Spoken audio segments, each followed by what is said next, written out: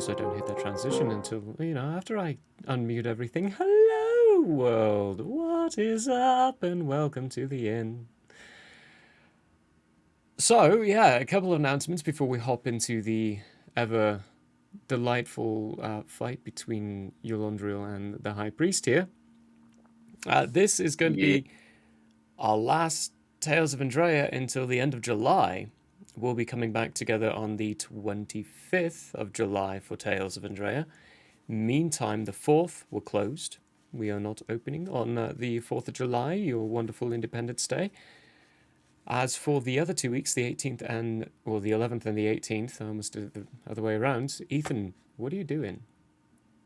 Yeah. So the 11th and the 18th, I am going to be DMing a horror campaign. Uh, we've had a couple player dropouts, so we're still locking down who's going to be playing, but for sure it's going to be Brolog and Zarai, Peter and Jeff. So stay tuned. Follow us on Twitter and other social medias for updates on who else is going to be playing. And yeah, hopefully it's going to be fun. I mean, I hope so. I'm the DM. It's going to be a hoot and a half. We built the map for it yesterday, learned some of the mechanics. I think it's going to be great.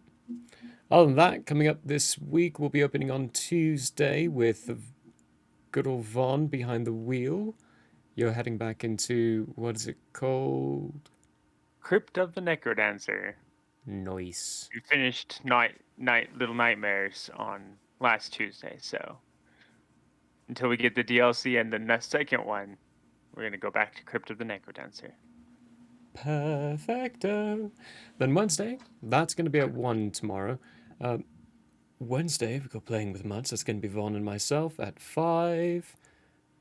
We'll be Tuesday, doing not Monday. We're Tuesday. off Thank on you, Mondays. Tuesday. Yeah. We're closed Mondays. We don't do anything Mondays. Day off for everyone. Wednesday, Sea of Thieves with Vaughn and myself. We'll be going on at 5, playing some Sea of Thieves. Then when we get back in July, we'll be doing Valheim again for a bit. Heading back into the terrible lands. And Friday, hate, laugh, love, Ethan. Oh yeah, so Friday. It's probably going to be a little bit different because I have to host it myself. So it's going to be a weird one. So stay tuned. It's going to be fun. Yeah. Anyway. Cool. Well, with those aside, I think we should just hop into it and see what happens.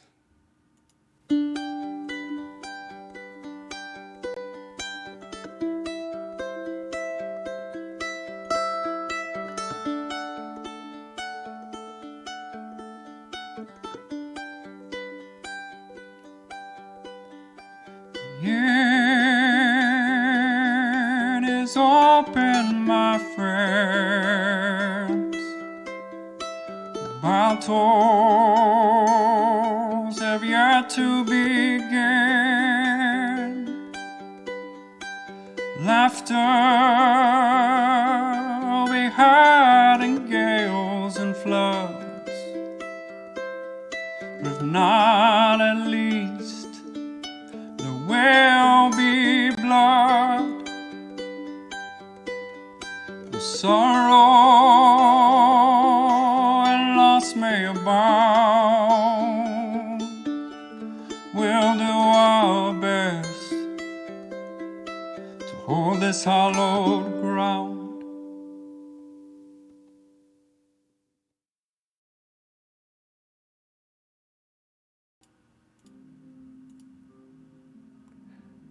And wait for the transition. Hello, we're all back.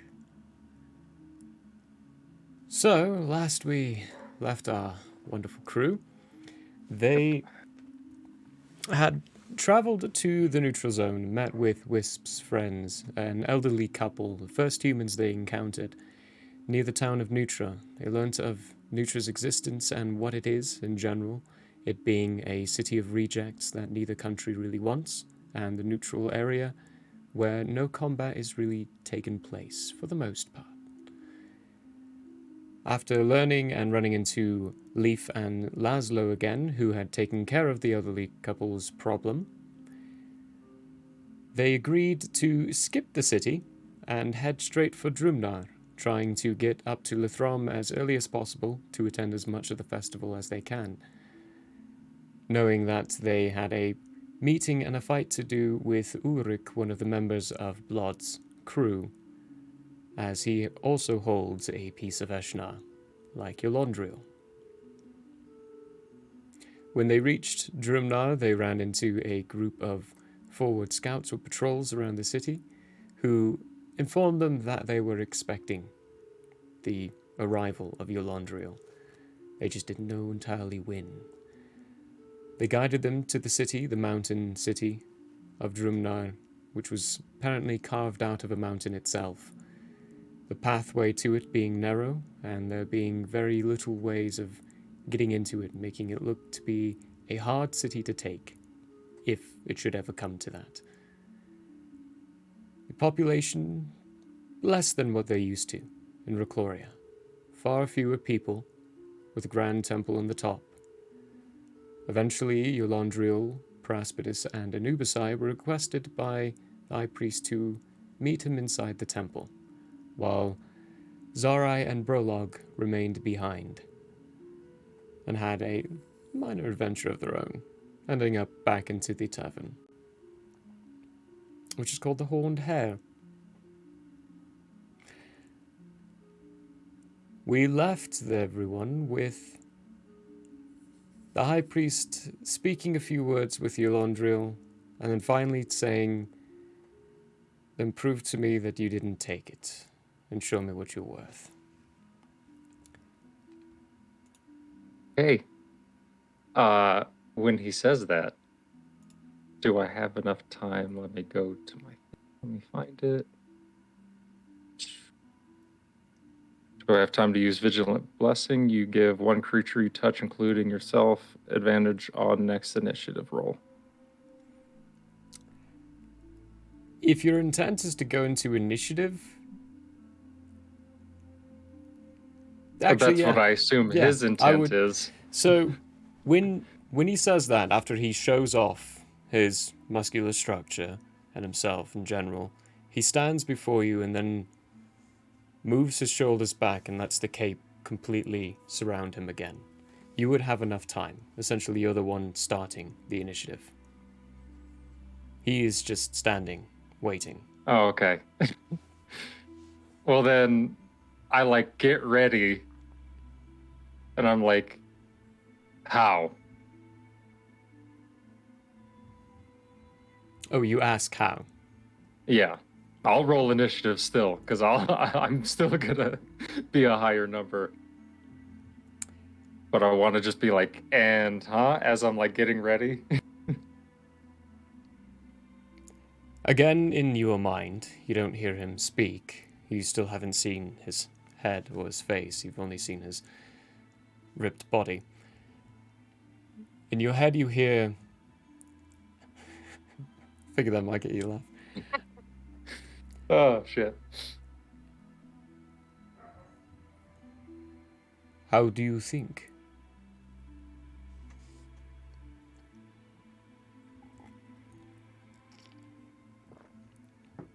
They're with me, right? Everyone's with me right now? They're behind you. Or am I alone? They're a bit behind you. In fact, actually, let me do a little move here. Just so you know, I have no idea what's going on. You guys walked in the room and no one's saying anything. Yeah, Anubisai's not getting any of this. Although, Anubisai, you would hear Yolondriel say the word. Oh, Yolondriel is going to speak. Okay, I didn't know if he's answering in his mind. No, I say out loud how. So I got a one-way conversation going here. I'm like, huh? How what? Yeah, I'm gonna turn to the guys and I'm gonna say, Are you picking up it what this guy's laying down? Because I don't understand. Oh no. Percy can hear him, right? Percy can, yeah. Yeah, it's just Anubisai who can't. Percy's going to nod and take a few steps back. I have no clue what's going on. Okay. Yeah, I'm gonna use that vigilant blessing and give myself advantage on initiative roll, and I'm gonna allow my halberd to slide down to its full length, and I'm gonna catch it. I'm gonna say, "Okay." All I draw right. my sword. Okay. Do I see Anubisai draw his sword? You would hear it. Or draw her sword? Okay, I go Anubisai. Oh. And then my initiative is No. 14.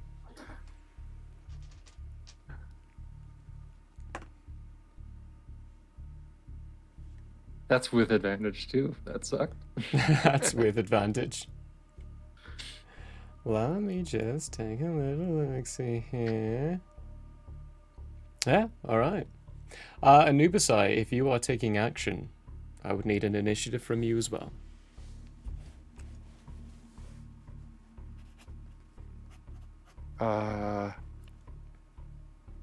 My window's gone. Oh no! There it is.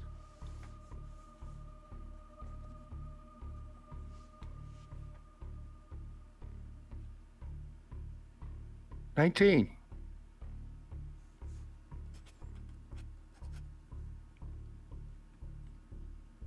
Anubisai at 19.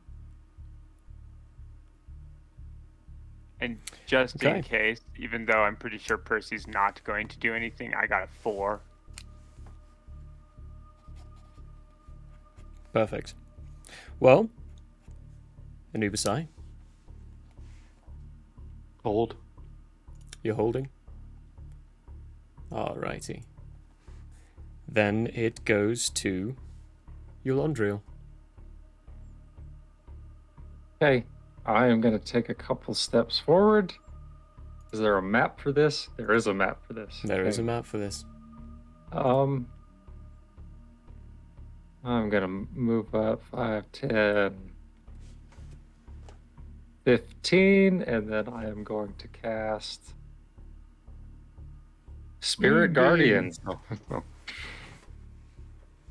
Spirit Guardians.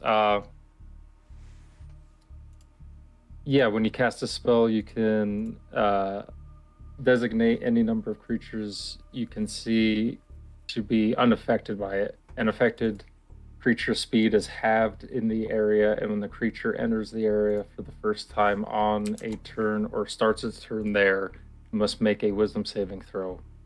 On a failed save, the creature takes 3d8 radiant damage and half as much if they succeed. Succeed. Alright. It is a concentration up to 10 minutes, save wisdom of 14, and a 50-foot radius around me. 15, sorry, not 50. I don't This know is why my 15 brain foot. said 50. 15 15 foot. foot. Okay. I thought it was 30 for some reason. Nope, for some reason it's at least Good. that's what I read. Let me double check. Yeah, 15. 15. Let me just refamiliarize myself with something here quickly. I'm pretty sure he's got something that course he helps with does. this. Yeah, he does. Okay. Oh, never mind. All right. Perfect. You've moved up 15 feet. You cast Spirit Guardians. That is an action to cast. You've got your bonus action still. Yeah. Can't really do anything else. Let me double check my cantrips actually. 1 second.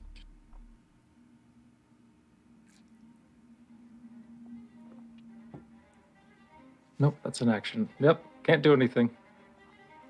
All right.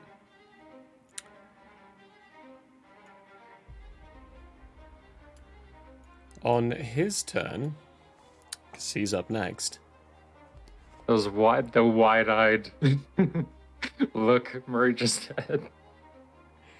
he doesn't move.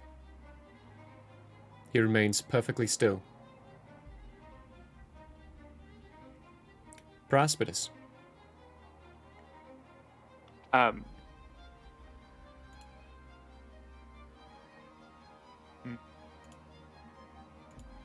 For the moment, I am going to do nothing. Still not sure I should be a part of this fight yet. All right, Anubisai.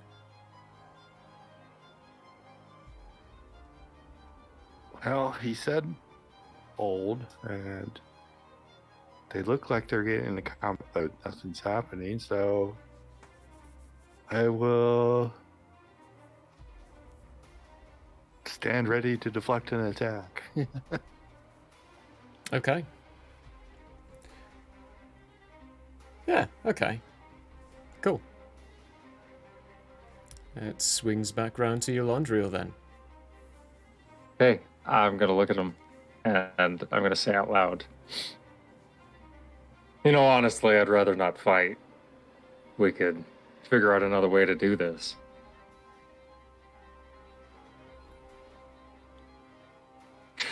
This time you hear him speak. So, Nubasai, you would hear this as well. I'm all ears.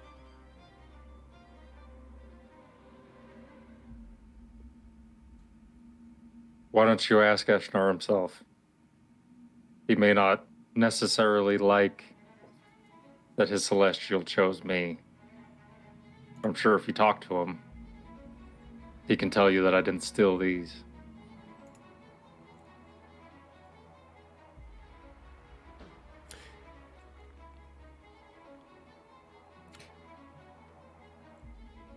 The only way for me to know that you did not steal it is to know that you can use it.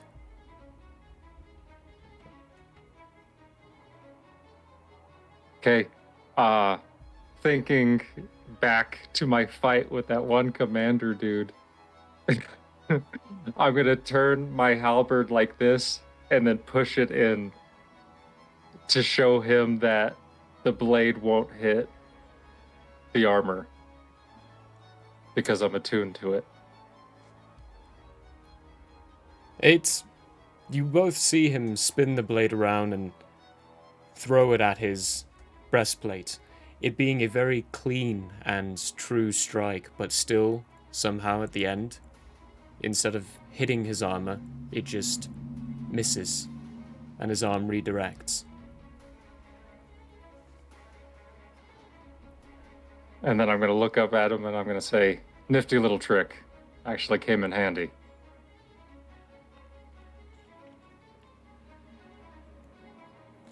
The pieces of Eshnar only choose those who are chosen by them. That may not make sense to you yet. But that is not what I am talking about. Okay, then elaborate. He steps a little closer to you, staying outside of your radius.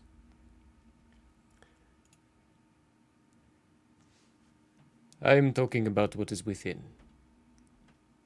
What we cannot see.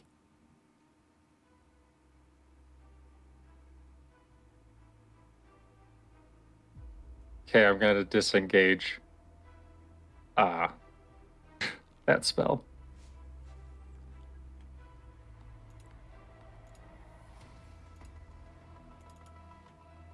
Okay.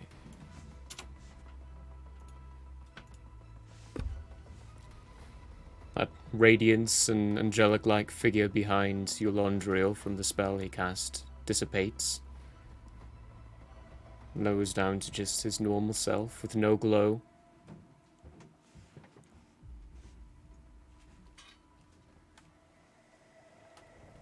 He waits. Okay, I'm gonna stand there for a second and I'm gonna say, you might have to help me out with this because I'm still a little bit unclear about what exactly I'm supposed to do.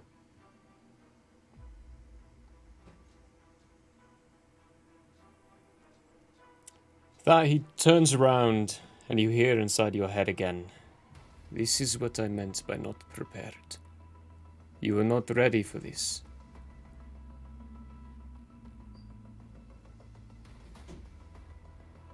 Okay, I'm gonna stand there for a minute and like rub my temples, and I'm gonna say,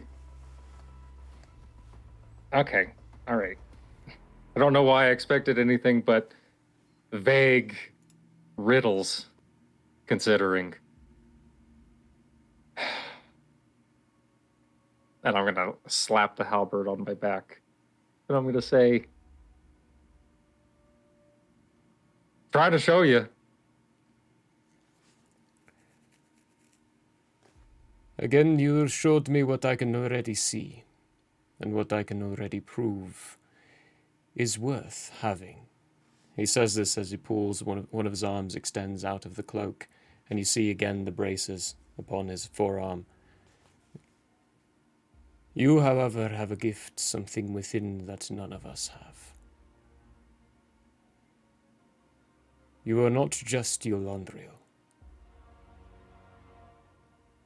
Okay, I'm gonna stand there for a second, then I'm gonna go, oh, why didn't you just say the wings, dude? And then I'm gonna go radiant form on his age.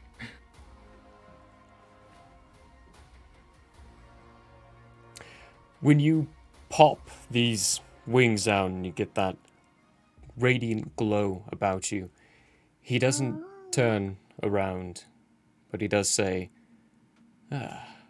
impressive. Now that, if you had stolen, would look different. And he turns around again and sits down. Now that I know you are truly a chosen of Eshnar, sit. We all have stuff to talk about. What did you mean by they look different?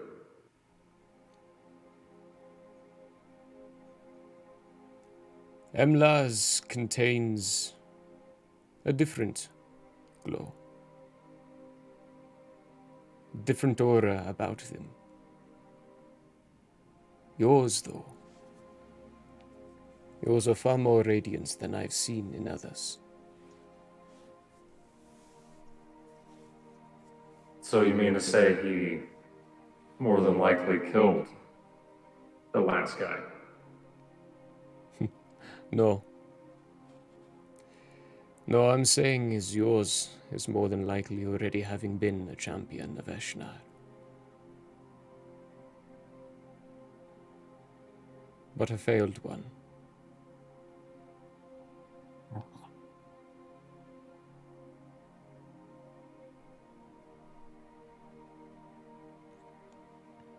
Yeah, I'm gonna sit down.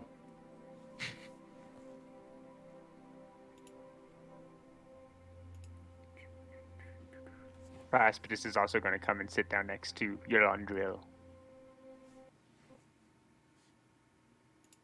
Zara is going to continue to fly around outside the tavern. Sorry, I felt left out.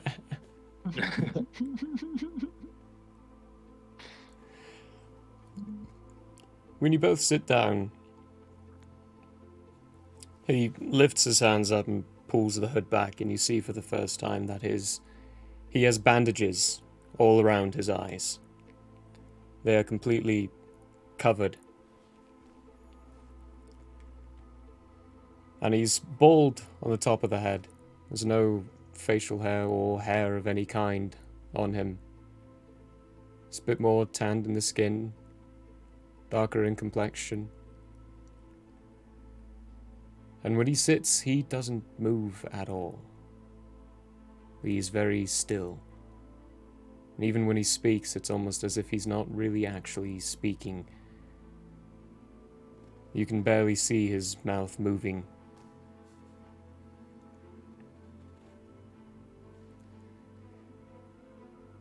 You do not have the essence of this place about you, Yolandriel. You come from a different place, is that correct? Yep. What do you mean by different place? He It's kind a of different world. tilts his head towards you. You travel with him, and yet you do not know him. Wow.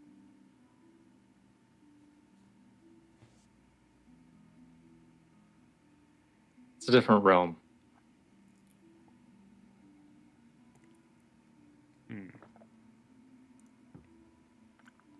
Grasp Make a just history searching roll. in his bag. Actually, per a history roll he made last time round, he would recognize that when you use the word different realm, it would spike the thought process in his head that travel between realms is forbidden by the Magus Council.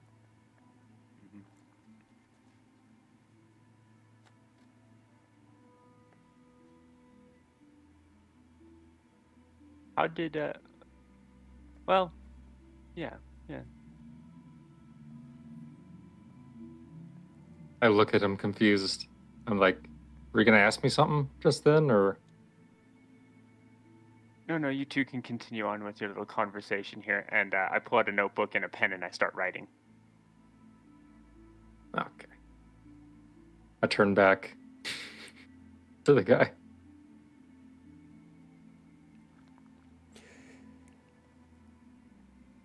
At this time, I am curious to learn about you. To learn why you're here and to understand why you've been yanked from your home and placed into this one. Eventually, you will have to win these off of me, he says, flashing the gauntlets. But now, as I said, you are not ready. Well, the last question I can answer by saying, your guess is as good as mine. I woke up here, well, over there, across the sea, 3 years ago.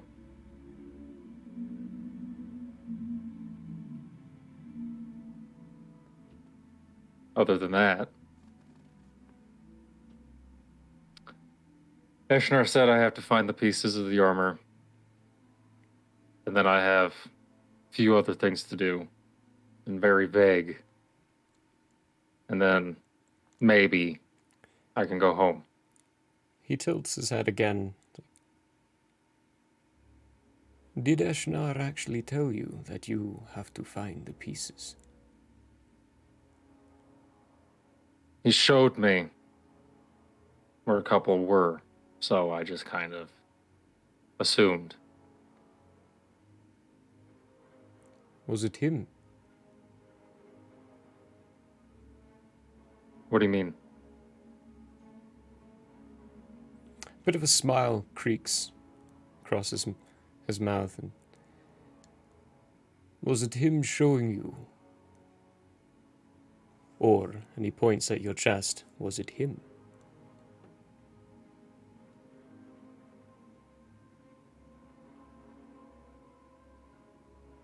I don't know.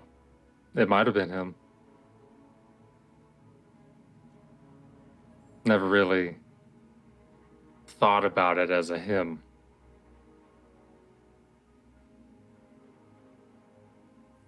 Neither did Emlar. He thought about it as an it. I didn't say think about it that way. I thought it was me.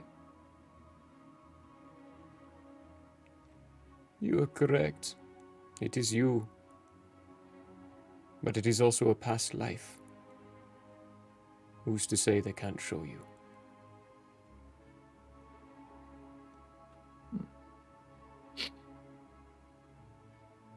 As far as I know, I have to go north to the Northern Islands. From there, he's just told me to protect.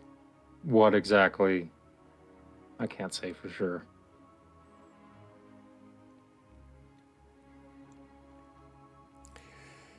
That I cannot tell you either. Who you protect is your own thing. Your journey north. The islands can be treacherous. Not very many are brave enough to sail them. There are a few. People would rather avoid them, though. So we've heard. We have a couple leads. Maybe on some people that can take us. But there is a secondary mission. I am, after all,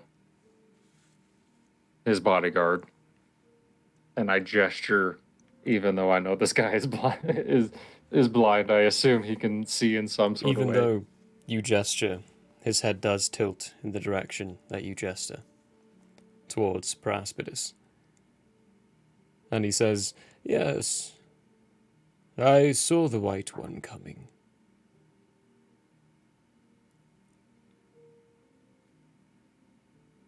Oh, looks like you're a little famous there, Percy. Apparently. And I'm known as the White One. That is what I called the other one when she came. Wait, Ding, ding, ding, ding. Ding, ding, ding, ding, ding, ding, ding. do you mean to tell me that young young Magus came by named Kostia? You call her young, but I believe she's over 200 years old. Oh yeah. But yes, she identified herself as being the princess of a faraway place. She chose to trust me because I am a priest of Eshnar, follower of the same god of her own. Would I have known that, by the way? Yeah. That Kostia follows Eshnar? Yeah, Okay. you would have. Just making sure. You wouldn't happen to know what happened to her after she came to you?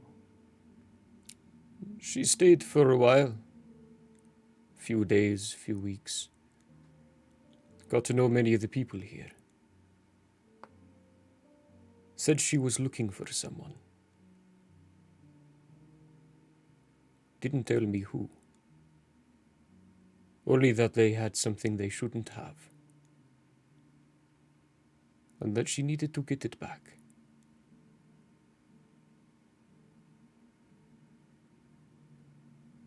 After she left, I don't know. I wish I did. I enjoyed her company.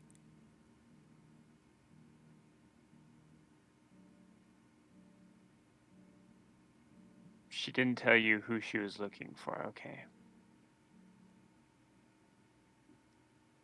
Thank you. I assume yeah, that is before I what you're forget. both here for. That's when I say, "Oh yeah," before I forget. And then I reach into my sack. I pull out the tome. And I say, "I can't read this, so it's not really going to help me out much." He holds out his hand for the tome. Place it there. While you're trying to place it on the hand of the blind man, he reaches out and grabs it perfectly, as though he can see perfectly fine, and then holds it out and begins thumbing through the pages. Where did you find this? Back in an old rundown temple. What was that? I gotta look at the map. Is it Oh, and we're Vul? still on the battle map. Here, I'll change you back. There's the city of Vul. Vul. I'm gonna say, found it in a old, forgotten, rundown temple. And I already forgot the name. Bull. Vul. Vul. Yep. My brain was just like, and you don't need to remember that. He knows it, Yeah. forgets it. In Vul. This is... How many people know you have these? Well,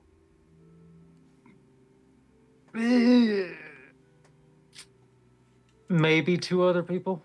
I don't know. Honestly, I didn't even tell these guys about it. This is the first I've seen it.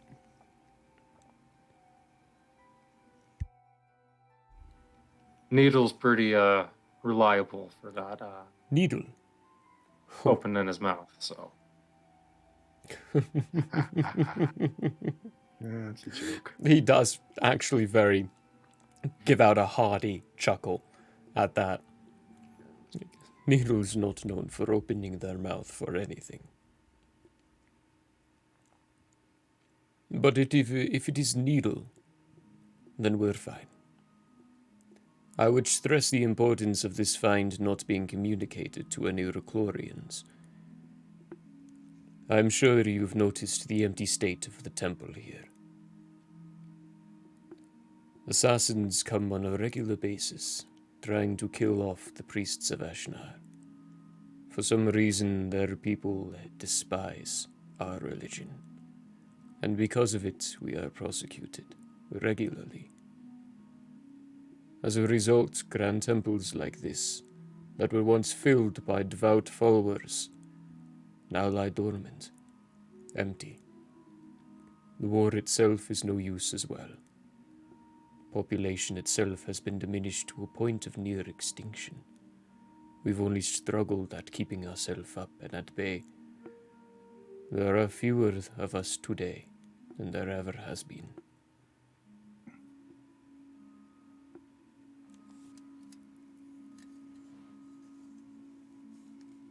Why don't you guys ever just leave? Find another place. There is nowhere to leave to. Our journeys eastward resulted in nothing. Going north was just death. The islands are not welcoming to anyone traveling through them. South is just nothing but snowy landscape. No land able to withstand. And then west is Vercloria. There was no way we could get past them.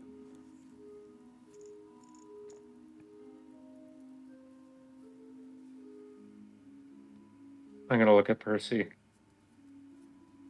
And I'm going to say, when this is through, talk to your people. Get a few ships over. I'm definitely going to be having a conversation with the king about the things going on over here.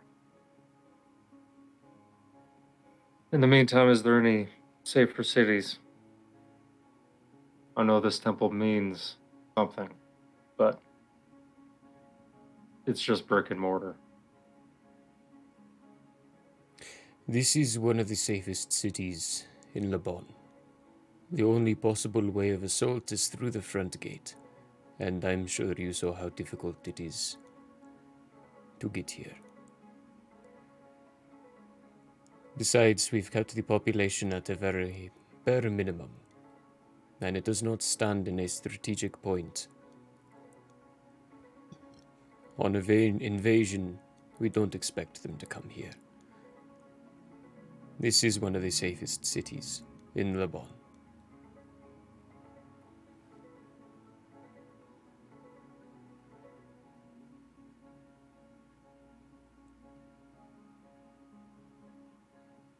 Well, we'll work on something. Is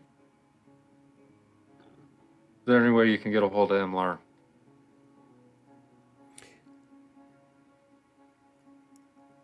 It may be difficult. I hear he's to be attending the festival up north. As the armistice is coming around, the king has requested the strongest units to do a demonstration, to remind the Reclorians what we are capable of, in the form of combat up there. Non-lethal, safe, but direct.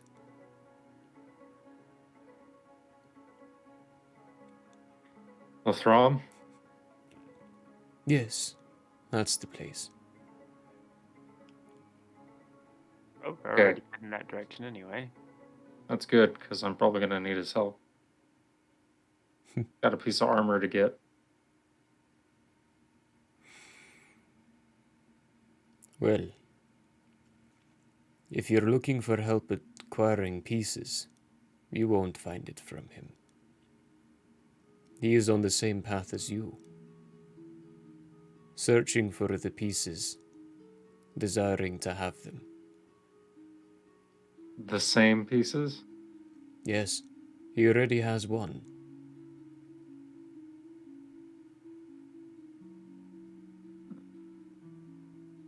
Well, that's unfortunate. I was hoping I had an ally, but I guess I don't. You mustn't look at people who are on the same path as you as enemies. There is a chance he could still be an ally. If you prove yourself to him, he may give you the peace. At the same time, he may prove himself to you.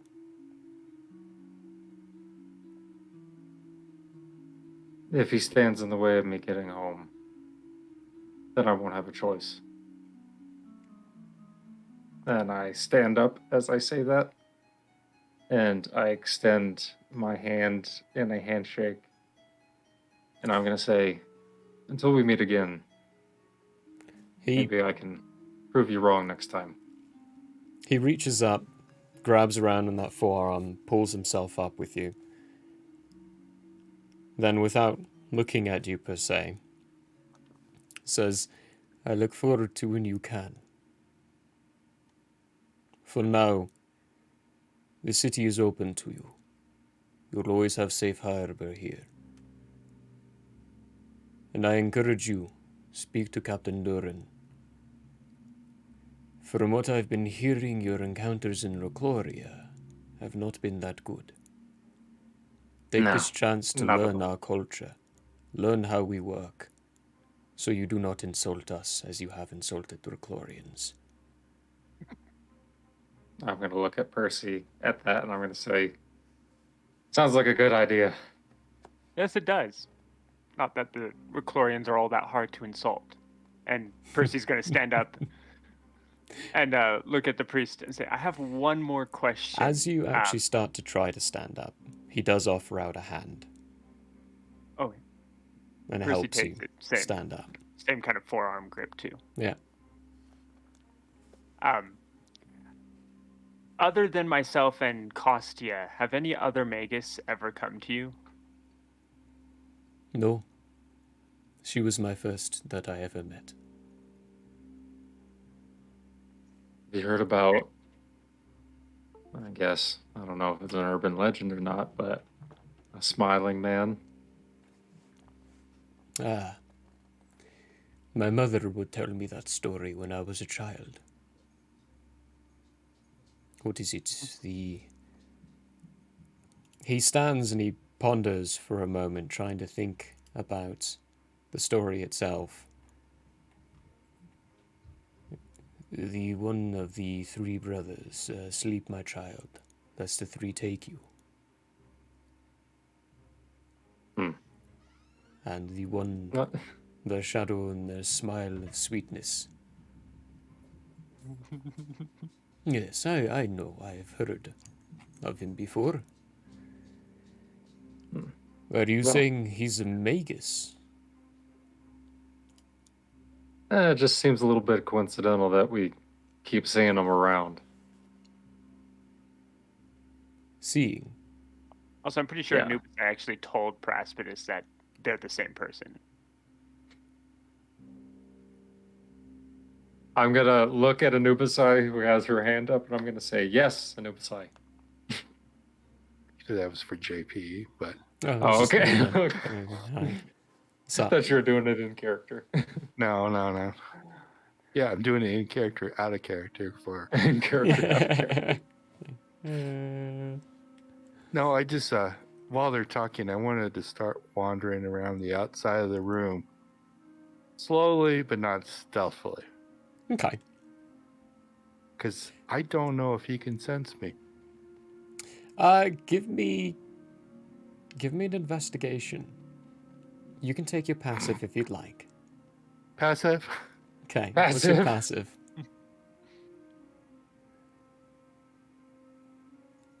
I don't think I've ever seen him look at me, or... We'll go with your passive perception, which is a 10. As you're walking around, you notice one of the eyes on the cloak is very obviously following you. And when you get out of sight of that one, another eye on the cloak starts following you. Gotcha. Okay, I stop. And when you stop, a few of them focusing on you.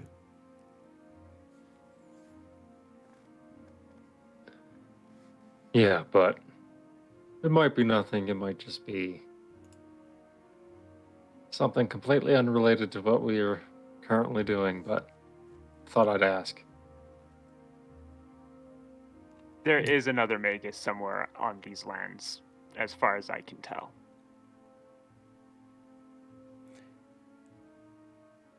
How would you know? Information from a friend, and I pull out that tome written by a Magus, and I say, and I don't know if this is written by the information I got from a friend Magus, but another Magus wrote this tome, and I've been slowly putting it together and learning what's inside.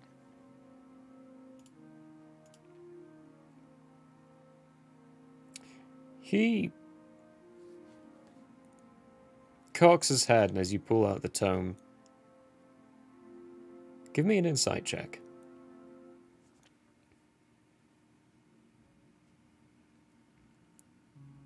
$21.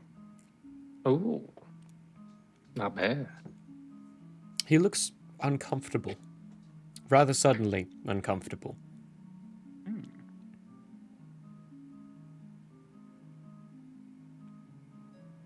Have you seen this tome before? No. I'm also going to roll an insight on that bad boy. Go for it. on give me an his insight. on his response. It's my 21. Back to back. There you go. I've sent you the results of your insight. Okay. I'm gonna look at the book then, and I'm gonna roll an Arcana. Give me an Arcana. Ooh, that's not a good one. It's my Arcana. Ooh. 4. 4. It's a book. It's a book. There is a magical essence about it. A slight aura pulsing from it, but it's a book.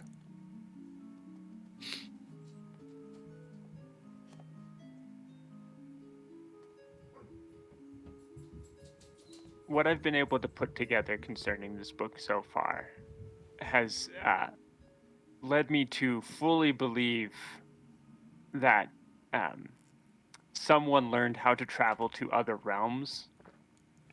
Obviously, Praspidus looks over at your Gestures towards your Landriel. Landriel as well while you look over to him. Like, obvious. Obviously.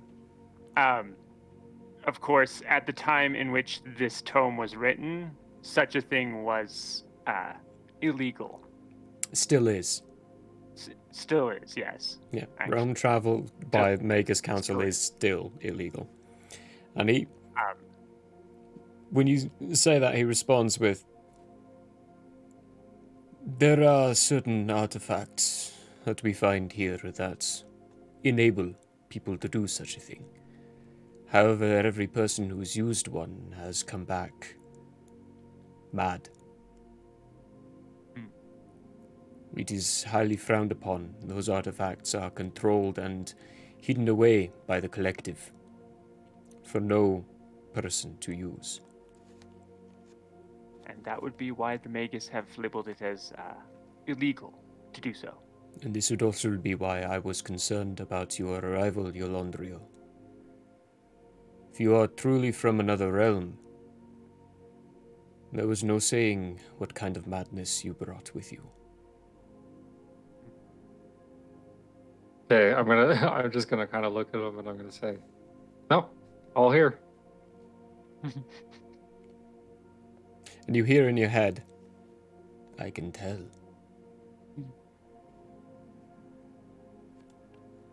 For better or Nick for worse. shakes her head. I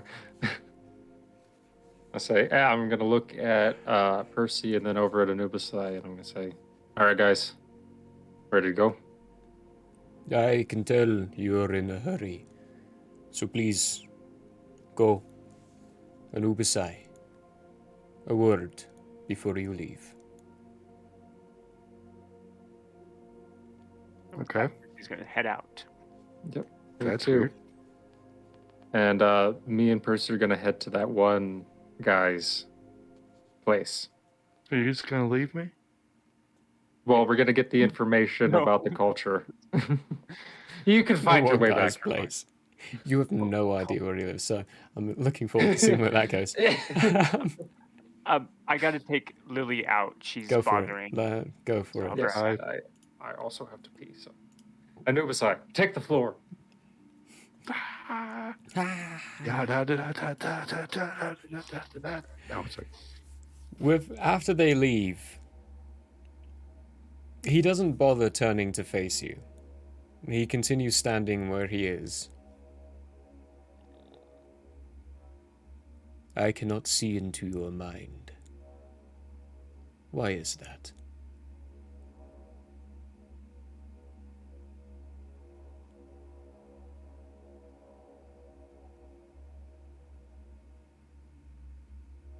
Maybe you don't have the ability.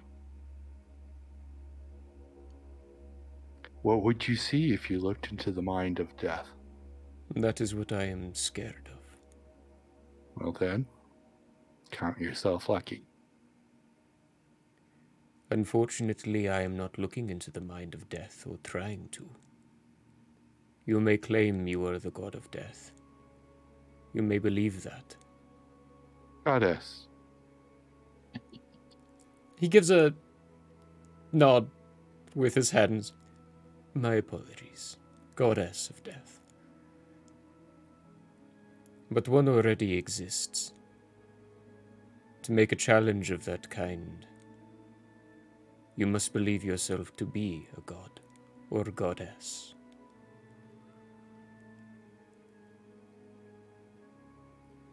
Do you truly contain and hold that power? If you do, I must implore you to leave my country.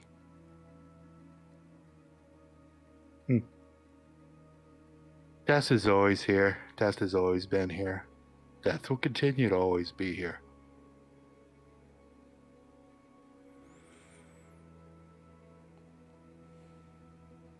You can't ask death to leave your lands. I'm not. Whether or not you believe I am death is your choice. I don't care.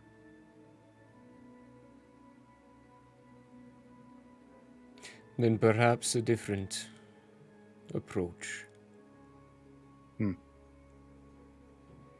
If you will not leave my land,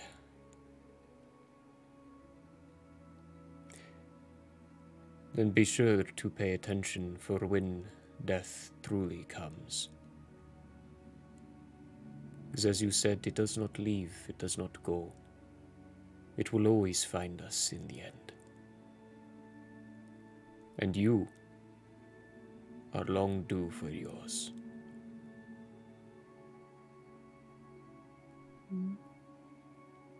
Possibility. The check comes due.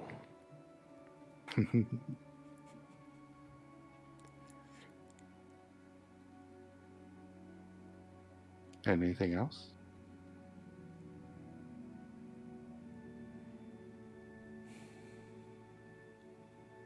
Every time I try to pray and ask Ashna for guidance on your presence here, I am only met with caution. I am only told to be wary. Not of you, but of your presence. You can interpret that many ways. I don't know what to tell you.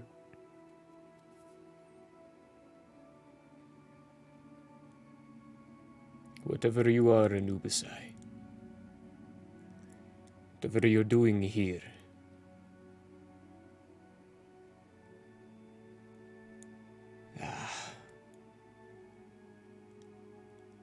it disturbs me.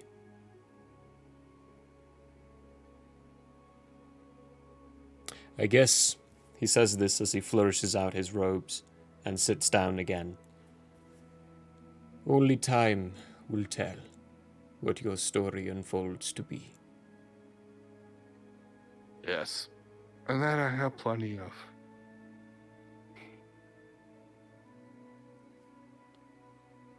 If you have, For now.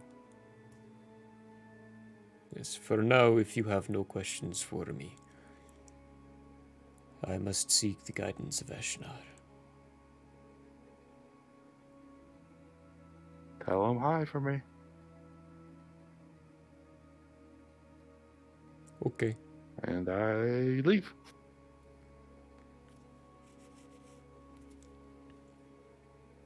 All right. So, during that time, Zora and Brolog, you were just in the inn? Well, what were you all... I mean, you were flying Outside the around. inn. Outside the inn. We were outside the inn. We're outside the inn. Yeah, he was doing his art skills, and Yeah, art skills I on was- the ground. I was flying out in the city because I haven't been able to do that since I got here. Okay. Just doing laps with Steve. Well, Brolog, while you're doing your art stuff, a pair of boots comes up next to where you're sitting down on the ground. You see a hand Enchanted come down. boots. You see a hand come down holding a nail in it, offering it to you.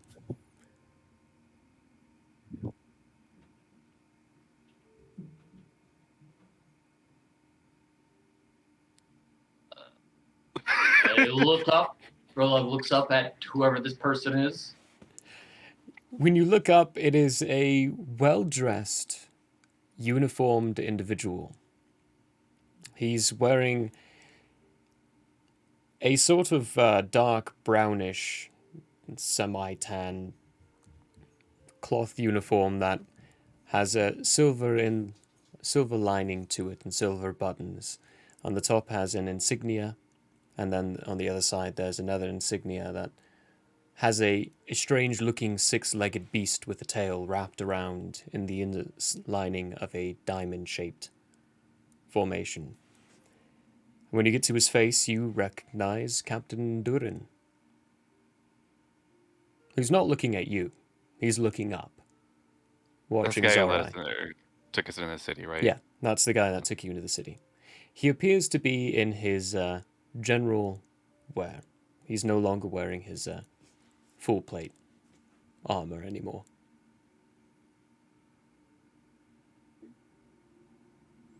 Do I notice him?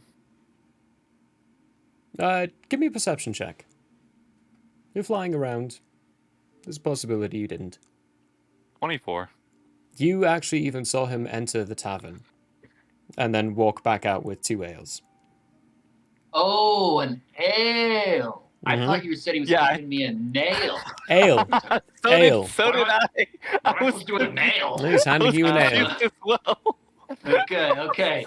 In that case, There's the confusion. We got through it. We worked our way through. Powered through. Yeah. Woo!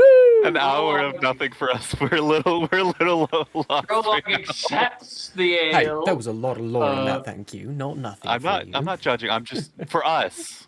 Roloff We don't know accepts that. the ale and then says, "Greetings. Greetings. What are you doing? Are you doing? Well, I'm here to enjoy some off time. I saw you doing your calligraphy, thought you could use a beverage. He's flying around. This one's not for him, though, it's for me. Yes, he does not need any. He does not hold it well. Yeah. You're lucky I can't hear you. He's... looks down... What are you working on? A path to holiness. Ah, do you plan on getting that, tattooed? I am working in order to be able to apply the tattoo to others, perhaps myself, as when the time comes. Perhaps you could use your friend as an artist piece. You know, like a tapestry. You tattoo him. Is he holy? He is not. Oh, well, He then has maybe another. betrayed the creed. But His unholiness was removed, so... Do I he is hear not any of held this against it. conversation at all? It's a busy town. Well, not too busy, but the like echoey, mountainous type terrain. There's a lot of animal noises, a lot of from the six-legged beasts. You would also notice actually, there is a six-legged beast on top of the inn now. It's kind of just chilling, and it's watching Brolog Does and Captain Prologue Durin. notice this? No, your back would be facing that direction. You'd have to do Okay. an active check to see it. Prologue does not. In that case, Prologue will attempt to drink the ale all at once. Easy enough And for a then- big guy like yourself. Yes, and then unless this guy says any more things, Prologue's going to continue dry. On one of my flybys, I'm gonna see him drinking, and then if I see Brolog down at whatever, but I'm gonna see him drinking, I'm gonna fly down and be like, "Hey, drinking without me? Would you like one? Love one. Actually, let me buy you one as an apology for earlier." But of course, I won't stop you. Lead the way. Prologue. Yes.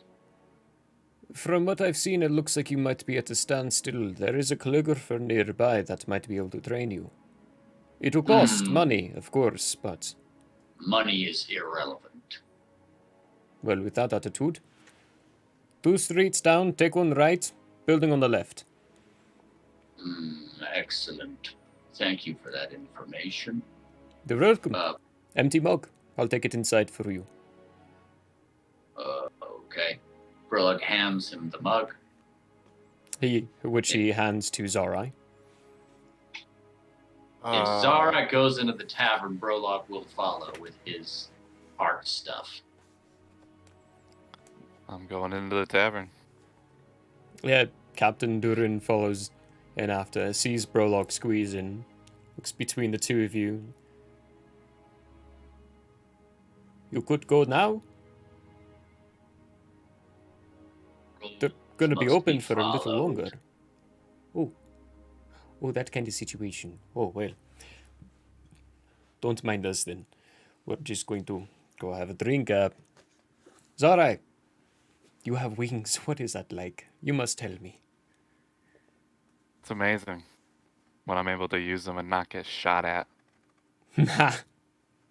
No, well, of course, some cities you might get shot at. He says this as you're walking up to the counter. Every city except for this one. He's now got his hand on the other side of your shoulder, kind of just loosely guiding, walking with you. People are separating around as he walks past. Gets to the counter. Every city except for this. Well, of course, you've only been in Reclorian cities, yes. That is Correct. Well, that would be why. They don't have any flyers. We do. Yeah, just harpies. Yeah. Harpies. I don't pity them for that problem. Harpies, they migrated from the north. They weren't even in the Shrilled Rungle for a while. The Aarakocra were. They're coke. I'm not even gonna try to say that one. What are those? Oh, pardon. It's, you must understand, it's not my first language. Oh, that's fine. Oh. See, even I have difficulty saying it. Aarakocra. What are they? Just The explain them. You don't the have to flying say bird people. The flying bird people. them. Okay. See, this is why I prefer the other names for things, not the official ones. Like, seriously. Dragon? What is that? Say however He you is want. so lucky I am not there right now. To just light him up with my argument about syllables. And I'm gonna. I remember this stuff because it's happened a lot. Careful, Yolandria doesn't hear. He might get pissed off at you. He hates Pissed off. the fire-breathing scaled. Well, The giant flying Something. fire-breathing scaled one. Yeah, that. He hates it with a passion. He would probably fight you if you continued to call it that. Fight with the chosen. I know many people who would pay to see that. He's alright. 2 drinks get put in front of you, along with a couple of shot glasses. And he went, right, here's my proposal. There is a game that our scouts play. It's called the information game. I ask you a question. You answer, I take a shot. You ask me a question. I answer, you take a shot. And then we keep going until either one of us passes out or we just don't want to anymore.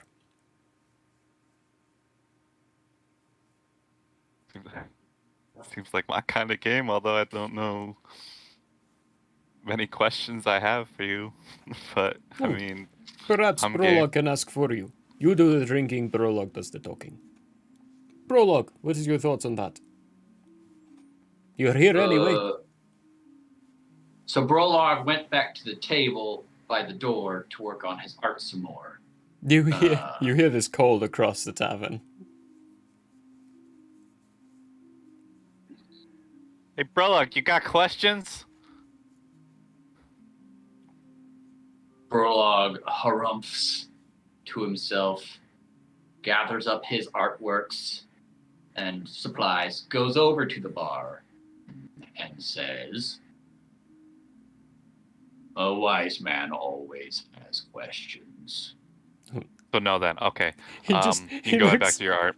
He looks at you, like taps you on like basically one of your packs, and says, "You just said Zara wasn't wise." Some things are true.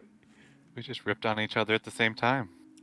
It's very beautiful. I enjoyed it, he says as he takes a sip from his drink. What questions? Whatever Do questions you want to please. start or do you want me to start? Oh, Let's just no, get into it. I Down to proposed drink. it. I'll do the starting. He picks up one of the glasses. Now I hear you're from Quayla. Where are you two Yeah, from specifically? That wasn't the question. That was me stating a fact. Where are you two from specifically? That is the question. I don't remember the actual city. Hold up. I gotta go back to my other sheet. Hold up. And now we have test time. Let's see if they remember their backstories. Well, I'm bad with words and cities, and I've drank a lot. I've forgotten a lot. Oitfia. Yeah, I wasn't gonna Oitfia. remember that one. What is it like? Oh, sorry. I almost overdid myself. Prologue, where are you from?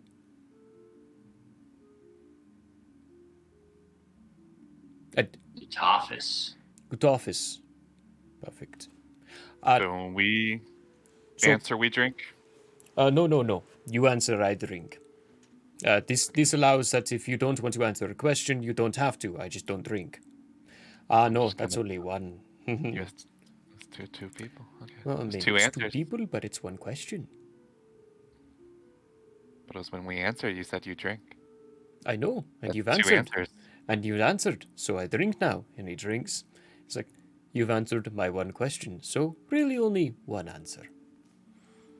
But I need to specify something with you, Prologue. If at any time I pose a question and it seems like I am including you, I'm not. I will address the questions to Zarai, and then I will look at you and I will specify, Prologue, if you do not mind answering that question as well. That is the way of my people as well.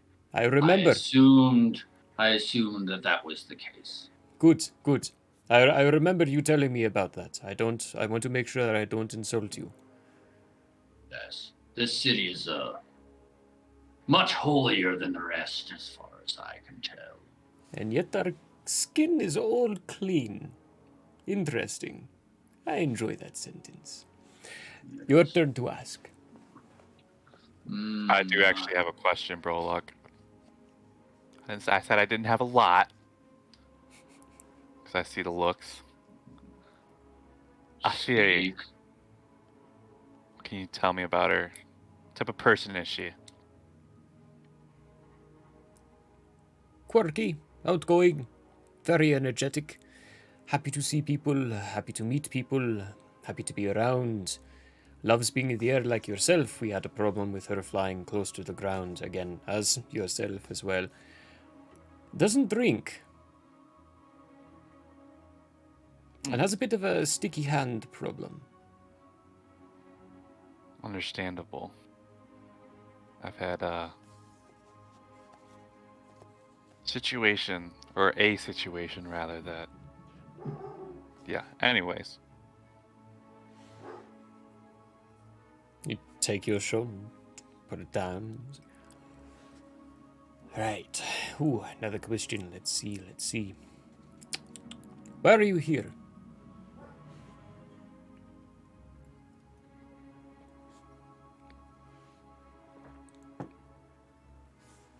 I'm on a job.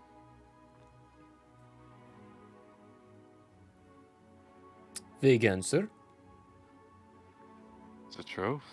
He drinks. Your turn. Take this one, Brolog. What do you believe the outcome to the truce talks to be?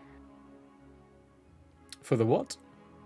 The truce talks that are going to happen soon. Negative. Drink. You give me a vague answer, I give you a vague answer. Drink. I don't even understand the question. Try a little harder next time, Brolog. Clarification. Okay. When you say negative, does that mean war or peace? For me, that means the possibility of war. Well, Glory is never liked our kind. They've always wanted us to be disseminated. So, I don't believe it's going to go well. But that is in just under 3 months from now. We've still got some time. The festival is up north. Hopefully, we might be able to make some friends over there. The higher councils of the Verclorians that sways them to go for peace. But with Brimlin at the head of the entire country, I don't think that will happen. Right? Sorry. Drink. I did. No. I did again. have a vague answer. That was a question again. That was the second question. Drink. There's a clarification on the same question, you son of a Well, it's a bitch. different question.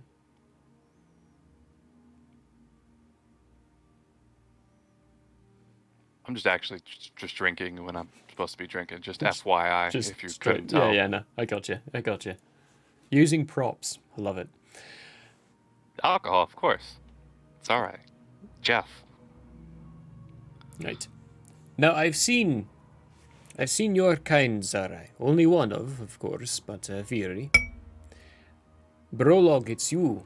Your kind I've not seen. You're large and imposing. You look like, I hope I don't offend when I say, an animal, but humanoid. Like us. In other words, what are you? I am a Loxodon. Did you want me to be more specific? If you don't mind. My people, from our continent anyways, we live in a mountain city. It is run by the females of our kind. When we are young, the males are pushed from the city and often join mercenary clans. I joined my father's clan when I left. But we are both serene and ones who enjoy.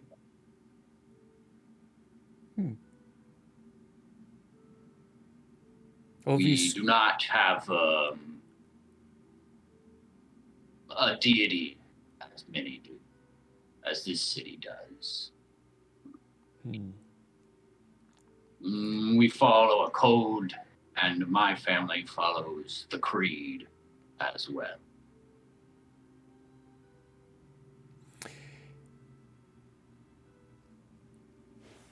drink? Obviously. Ah, yes. Thank you.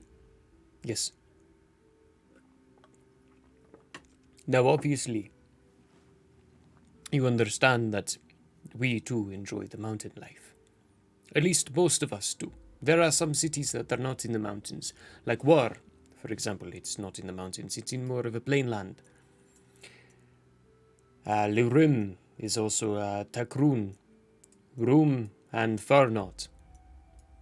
And you've got your desert city, Wairi, and Shirwal. The rest are all in mountains. Even Lethram itself may be a coastal city, but it is on hills that look more like mountains. Kaluful is more underground than anything. It's relocatable. You would understand if you went. Apologies, I'm trying to use in moments to give you a bit more idea of our culture. The high priest asked if I could fill you all in as much as I could. So you know the mountain life, it is us as well. We enjoy it greatly. As far as the religion, Eshnar is throughout Lebon. You will not find a single city without a temple for Eshnar. We are all devout followers of him. Very few of our citizens do not follow it. So unfortunately, you Prologue will not find your definition of holiness throughout this place. Only very few are allowed to be graced with markings upon the skin. And by your creed, or by what you have told me so far of your nature, I understand you to rightfully be holy in your eyes. I will never argue that. Now, I cheated out 2 questions from you. I will ask one more question before passing it over to you, and it will be an easy one. How old are you?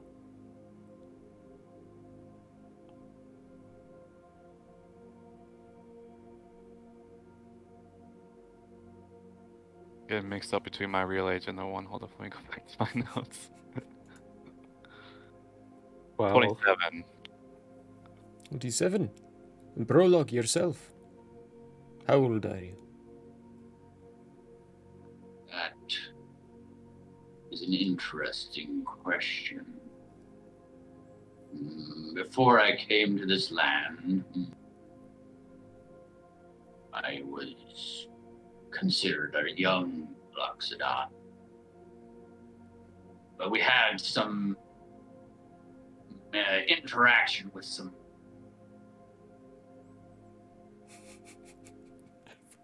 magical beings, as we would call them. Now I am over 100.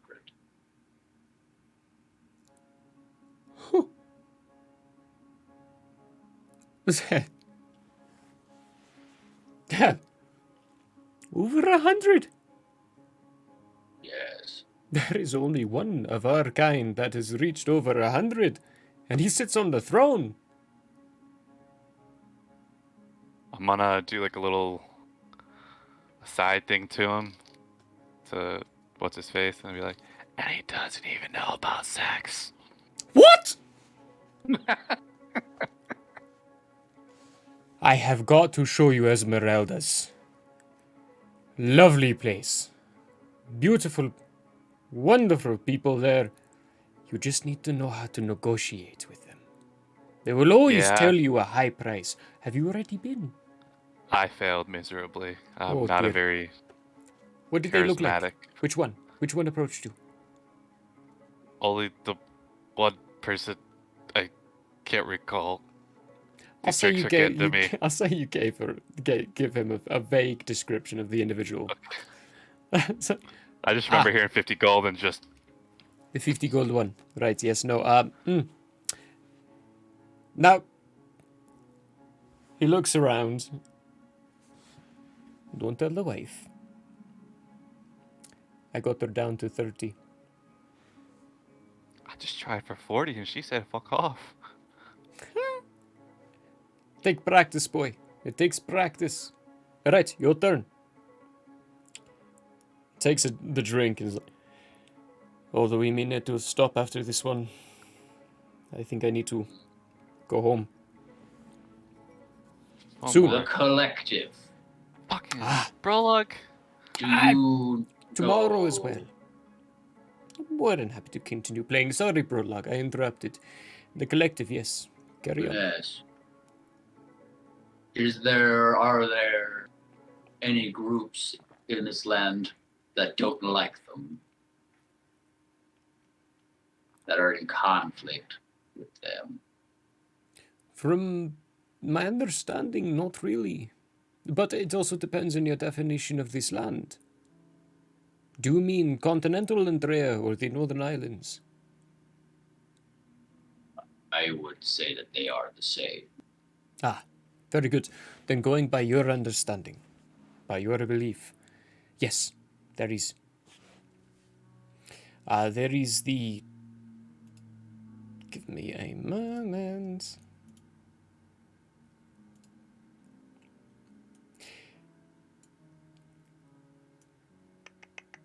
Drunok. The scaled ones up north.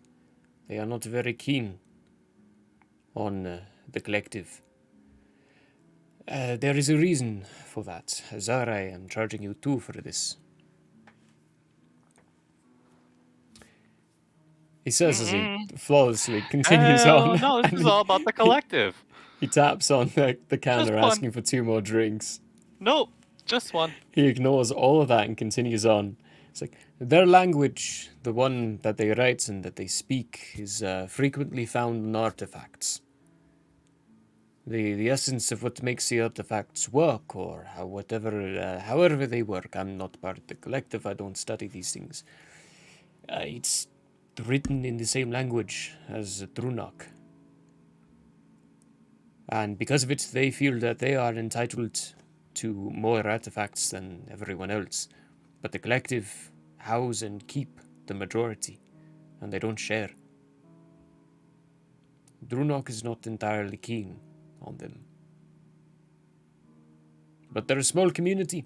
They're a small conglomerate. Drunok, yeah. So, Drunok, and that is where the scaled ones are, or as you all know them, Dragonborn. Conquered one of those before.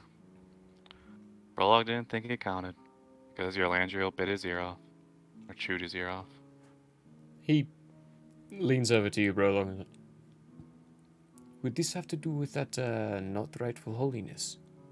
And I slide the second drink over to Brolog. Exactly so. He picks up that second drink, shows it to you, Brolog.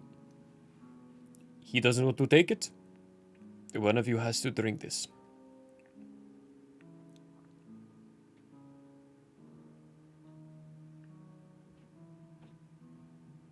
Burlock takes it and downs it.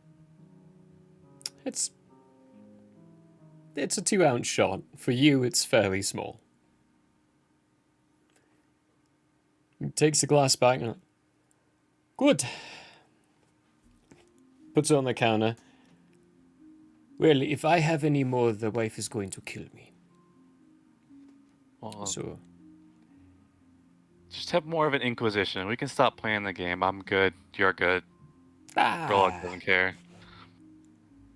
He sloshes around the ale that he got. You know, one more cheeky ale. It'll be fine. And it's around this time that the rest of the 3 of you arrive back at the Horned Hare, coming through. When you enter in, it's busier to a degree. There are still empty tables, empty chairs around. And at the bar itself, there is Zorai and Brolog talking with Captain Durin. And Zorai and Durin, they're both kind of... They're at that state of swaying a little bit more cheerful in their speech patterns. Loose. Different, loose. Cheerful's the there we go, wrong word. Loose. You're right. Cheerful's the wrong word. Loose is definitely more accurate. Or slurred, rather. Prologue would like to address the captain and say, Hey, I was... would you like me to punch you in the face? What good would that do? You would then I'll have look an over at excuse for Percy. being late. Oh, I look over at Percy and I go, oh, man. he stands up from his chair. You know what? Actually, give me a persuasion check. Make you roll something for this. I'll ask this question eventually. Okay, let me just verify. An Pretty Inquisition. sure. What just? Yes, so that's a 7. A 7. He stands up and looks at you and then looks down at your hand. With, that would crush my face. Then sits down and goes, perhaps not. No, I don't think I want you to punch me in the face. Fair enough. Went better than expected. I'm Yep. I'm pulling out Lady Glani's sword. And I'll be like, I've been trying to sell this. Last city wouldn't have it. Do you think I That's get a when- price right here or further north? That's I don't really when know the how three they're of us running walk it. up and I see this interaction and I'm like, that was a gift, dude. It was not a. Do you say that aloud for me to hear? Or are you just like, No, I say it loud enough for everyone in this area to hear. it's like, no, it was not a gift. She dropped it on the ground, said, screw this sword, and I picked it up because why wouldn't I pick it up? You've seen my bag. You've cut my bag open before. He I don't looks, think that's how that happened at all. It is. There was furthermore, if you want to go into it, and you could probably argue better about that part, but it was not given to me as a gift. Yeah, but when you try to sell it in the last city, she had words with you. Specifically. I think we all remember that. And I look at the group. during this time, while they're having that conversation, real quick, Anubisai, where are you at? I didn't walk into the bar. So you're waiting outside? Oh no, I was asking if I didn't. I Oh, just no, assumed I it's- did. You were behind. You arrived, Yeah. but you're a little Yeah, behind. I walk in and Okay. find a nice spot where I can hear them, but be out of the way of everybody else. Out of the way. When you do walk into the bar, you do realize that, unlike the cities in Recloria, when you walk in, people aren't turning and staring at you. A couple of people glance, but they see a suit of armor and they just get back to their drinks. And you find a spot soon enough. You're able to hear them. It's out of the way, disengaged.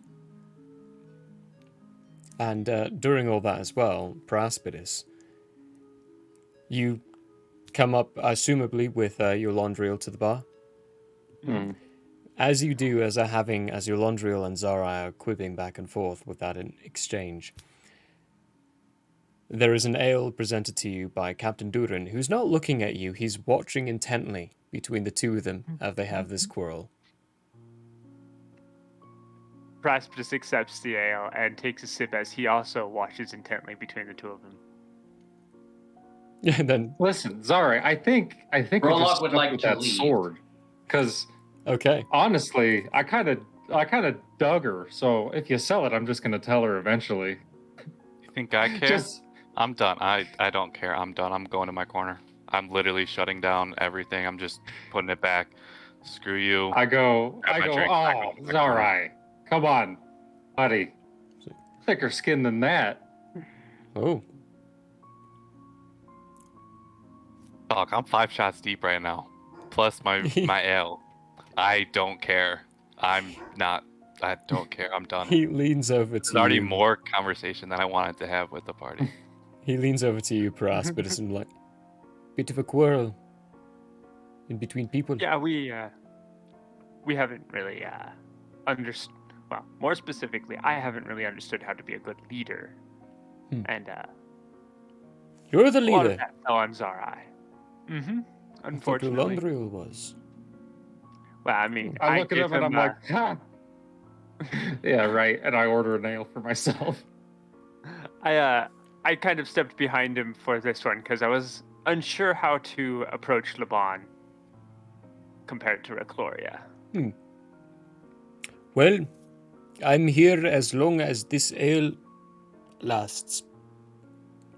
As I'm walking away, I'm gonna make sure to get Duran's attention and be like, tomorrow, Esmeralda's if we're here. And then go back to my corner. Yes, and if not, another day. You know me, and I know you. Whatever. Later. Oh, I think those 5 are getting to me.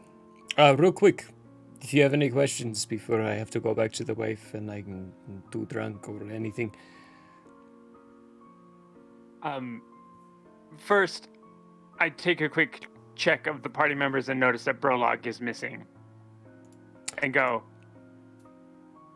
do you happen to know where my large friend went off to? He was right next to me, wasn't he? Looks up and looks around.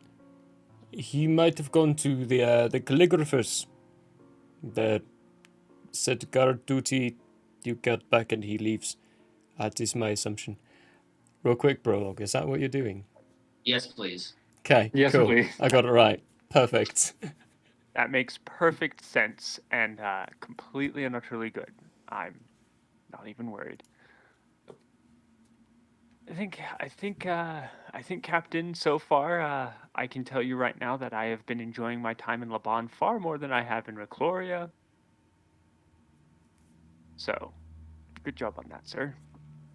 You guys are a little bit more uptight on the rules, but at least you guys aren't assholes about it. There's no need to be an asshole about it. If the people obey the rules, then we don't have to be dicks. But if you disobey, you're either excommunicated or thrown in the prison. Yeah, I've been slowly learning that this place isn't like Daggerfin, so... Daggerfin, Speaking of... please, my home. Do tell. I would play the same game as I played with Zarai with you, but... no, I can't have any more. Well, my home isn't a very nice place, so... you have to... show your strength or your worth. People are going to walk all over you. Hence, that quarrel in the city with the commander. Sorry about that, Percy. Well, you came out alive. Yeah. I wish I would have stayed just a second longer to put him in the ground, but... Yeah, me too. But... he survived. Which city? Sorry, reports have been saying that you've been in quarrels in multiple cities. It was. Let me go down to it.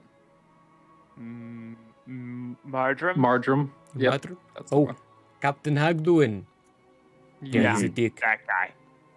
Oh, yeah. The moment I met him, I just wanted to do something, and it wasn't really a right thing to do. I'm going to try and drop him from higher next time.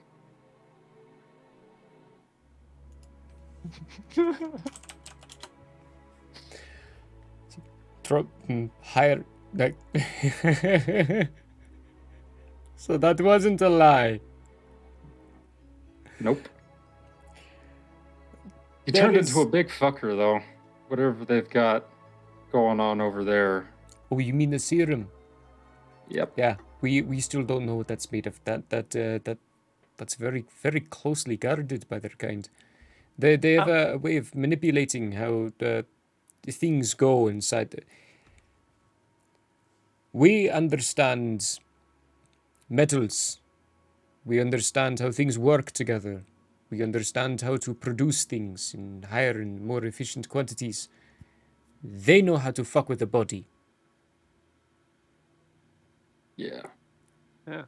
I have a feeling that whatever it is, it's not good for them. I kind of The change was extreme. You would definitely overhear what Captain Doran is saying. You would definitely hear all of that. I'm gonna kind of like, I hear that and I'm like looking at or thinking about that vial of reddish liquid that Lady Galani gave me way back that I still haven't touched or even gave a second thought. I'm gonna be like, Oh, I still have mine, too. No, you I'll gave show you yours to one, Dale. Me You already. gave yours to Praspidus. Oh yeah, Yeah. that's right. Praspidus has it. When Leaf That way reminded he you, can that's get why it she gave it to. to you. Yeah. Yeah. Just wanted to make sure. Yeah.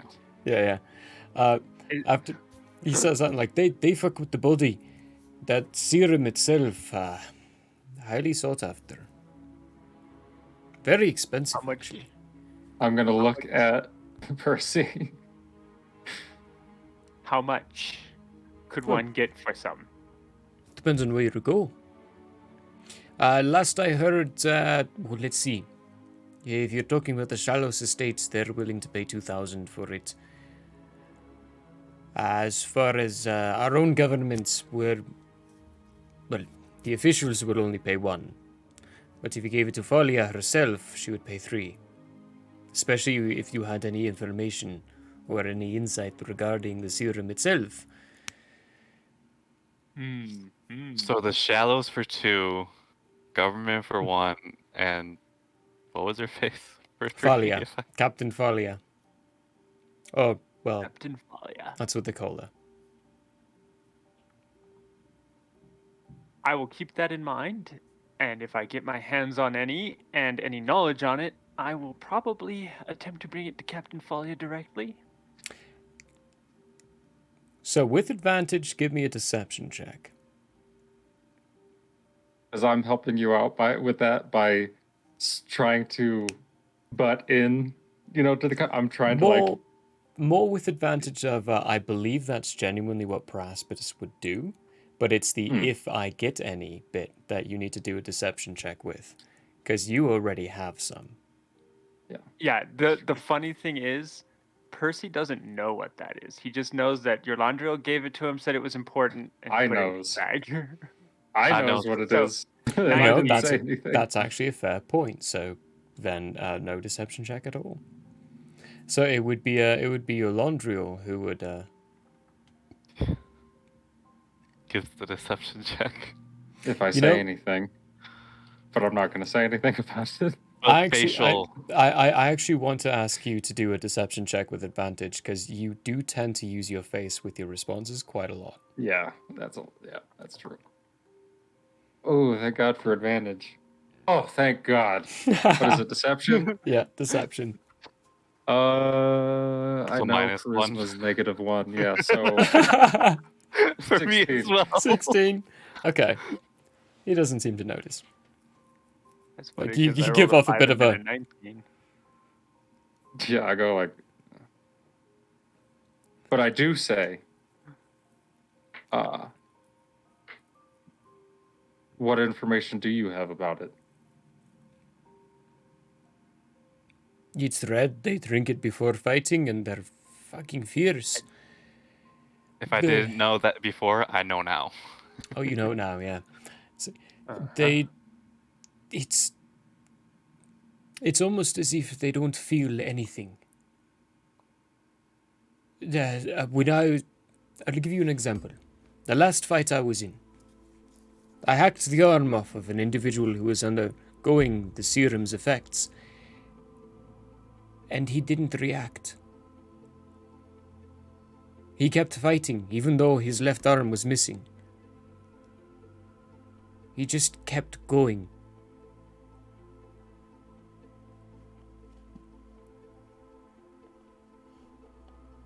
Well, I can say this. Holy fire seems to work pretty well.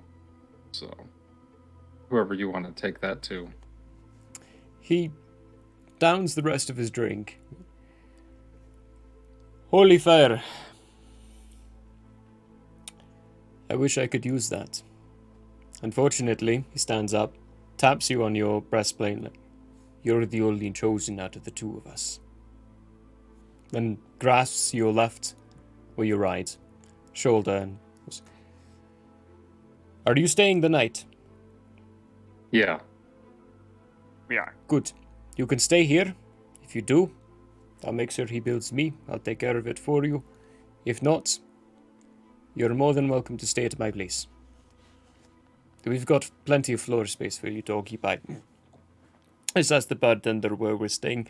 I have to go home before the wife kills me. There might be hot food. My ears prick up. Hot food. Think about it. Well, we'll discuss it. In Of the course. morning, though, before we leave, we'll visit The you, hot food's ready. get some more information about how best to act Hmm. in this beautiful country of yours. Good idea. I'm gonna attempt to try and follow him. I'm gonna, after hearing that he offered a place to stay there, get up from my seat, and I want to go. He's like, mind if I crash with you? Not really a fan of hanging around these parts with these guys. Looks at you. Looks at Prosperous and. I'm doing the Do same. you mind if I take him for the night? Go for Perfect. it. I'm very much okay. I'm feeling confident that Zara will be fine in Lechlorian cities. Or Look, sorry, in look, Laban cities. I have to Not make sure. Lechlorian ones. You have Brolock on babysitting duty. Would you mind dismissing him? Zara is safe with me. I can take care of him. Yes, for this definitely. Most definitely. This is good. This is good. I'll make Great. sure Brolock, when he returns, knows that it's fine. Perfect. Wonderful. Zara, with me. Smash the drink, slam it down on the bar counter, and follow. Steve in Okay. tow, because I keep forgetting about him, apparently. Now, real quick, Brolock, when you get to the place, you find it easily enough. It is closed by the time you find it, though. But there is a sign that has, in a foreign language that you don't understand, written the hours, so never mind, you actually wouldn't understand any of this. Is it the sort of place where they would live there as well, or does it look like it's only Doesn't look like again. a working? Single building, single floor building, and from what you can see on the inside when you peer inside through the windows, it's just shop space. Are there any guards around? Or, There's people. yeah, any- There's people walking around in visible sight. It's not a side alley of any kind. It's still early enough in the day. This looks to be a shop that's open during normal business hours, and then at night time frame it closes up. Verloc would like to approach the nearest, not beggar, and Keen ask point. them. Wow. Keen point. Actually, you don't see any beggars around. Nice. And ask them, do you know where the proprietor of this shop is? Hey, they live down road that way, but they'll be open in the morning. They don't like being disturbed. Very antisocial type, even though they do calligraphy lessons.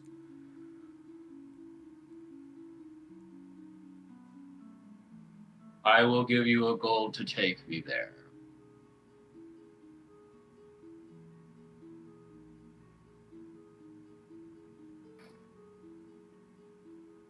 That's all they do. They just look at you.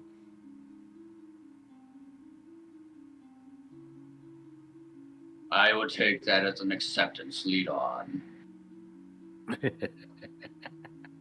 The two guards look at each other. Look at you. Oh, these are No. guards? These are guards? Yeah, you found two guards, yeah. Oh, I thought they were just randoms.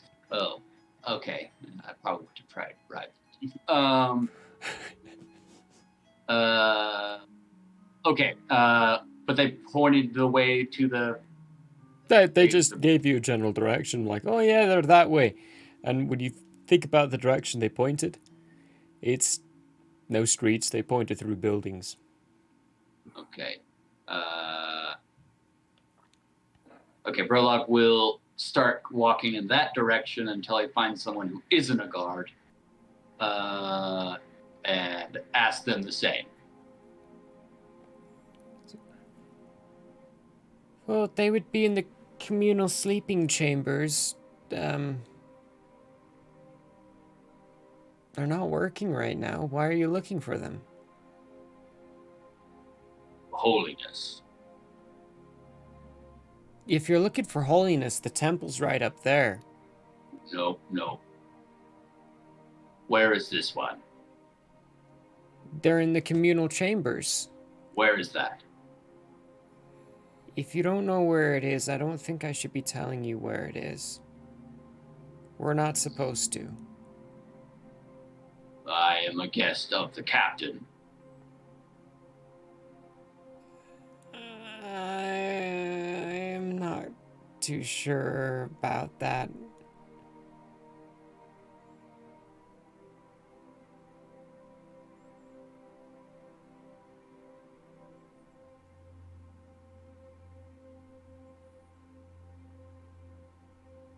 Would it help if I paid you?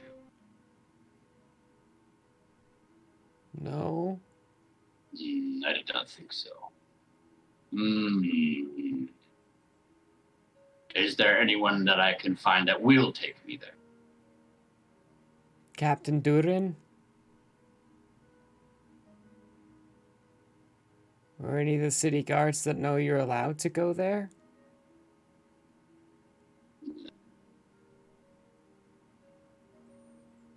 But they're gonna be open at sunrise. You could always just meet them in their shop. They're there every day. It must be now. Well, then my best advice is you find Captain Durin. Or a city guard. I mean, they would know if you're allowed. I talked to them. The information has not been spread. Can you take me to the captain's house? Give me a persuasion check.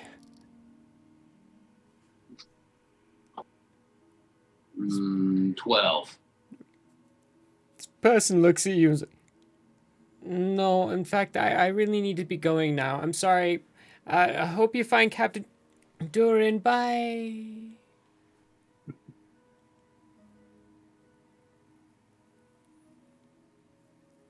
What's around Burlock at this point? There's still some people walking around. There's a few city guards. Looks to be buildings around. Most of them look to be shut down for the day. Okay, I approach the city guard and say, I need to speak to the captain on a matter of urgency related to holiness.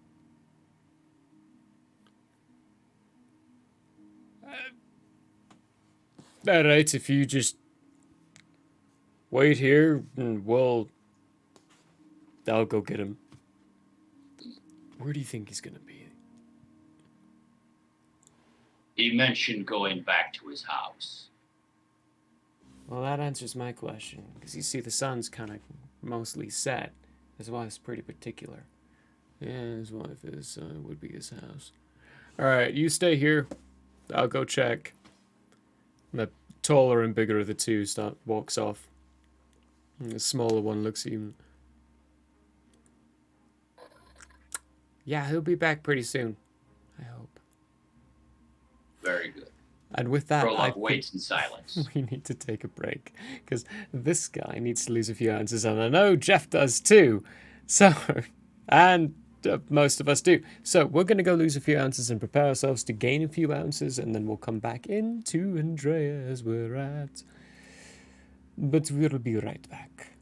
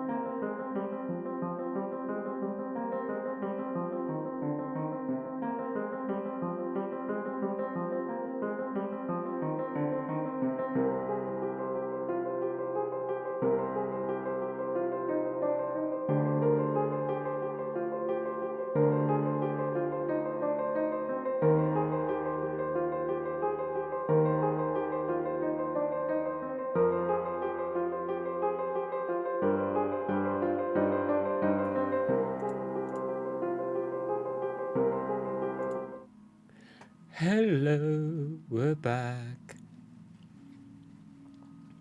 Heading back into the story. Prologue. You were waiting with the other guard, who kind of stands there anxiously the entire time, fully aware that you were twice his size. The other one comes back up and says,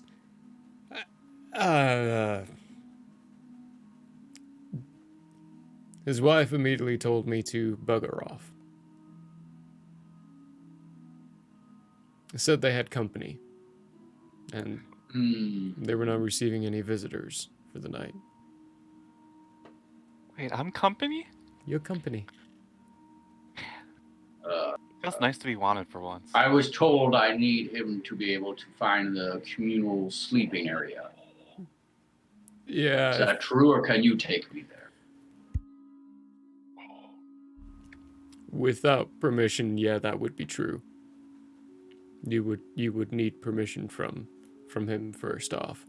As a traveler from a different land, obviously, he says, gesturing towards your figure. You would need permission for that.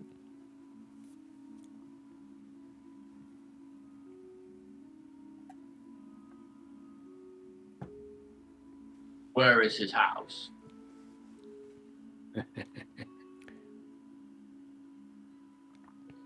Given his wife's reception, I don't think she would take it well if I told you where his house was. So, I'm afraid you're just gonna have to wait for the morning. She said he would. I don't know. I told him there was a interesting looking figure looking for you, and she said, "Go away. He's not receiving any others for tonight. You'll see them in the morning." Something like that. That is disappointing. Okay, Burlock would like to go back to the calligrapher's workshop and fall asleep against the door.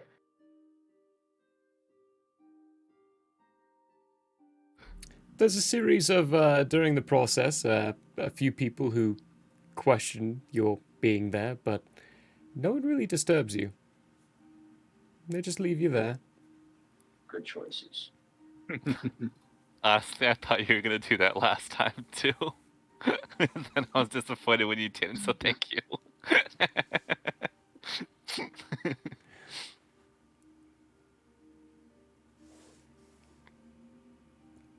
For Zorai, you were met by his wife, Sheila, who is a little perturbed by the fact that he brought home a guest so late in the day, and the fact that she only really prepared a meal for 2 people, and she's a little upset by his semi-drunken nature, but he manages to charisma his way through it. Introduces you. It's a very lovely and lively night for you, and welcome. And it's probably the first time Zorai really feels at home for his entire time in Andrea as it is. You are truly welcomed in this place. Sheila even actually plays around with Steve for a while, as Captain Durin gets to know you a bit more. Tells you a bit more about the land and the fact that he's been through several different battles, several different fights. He and his mount both. And there's a general conjecture. You eventually get through him that he really does want peace. He's enjoyed the time of peace and the time of non-war and just having to patrol around towns and not go into battles. He's desperate for that to continue.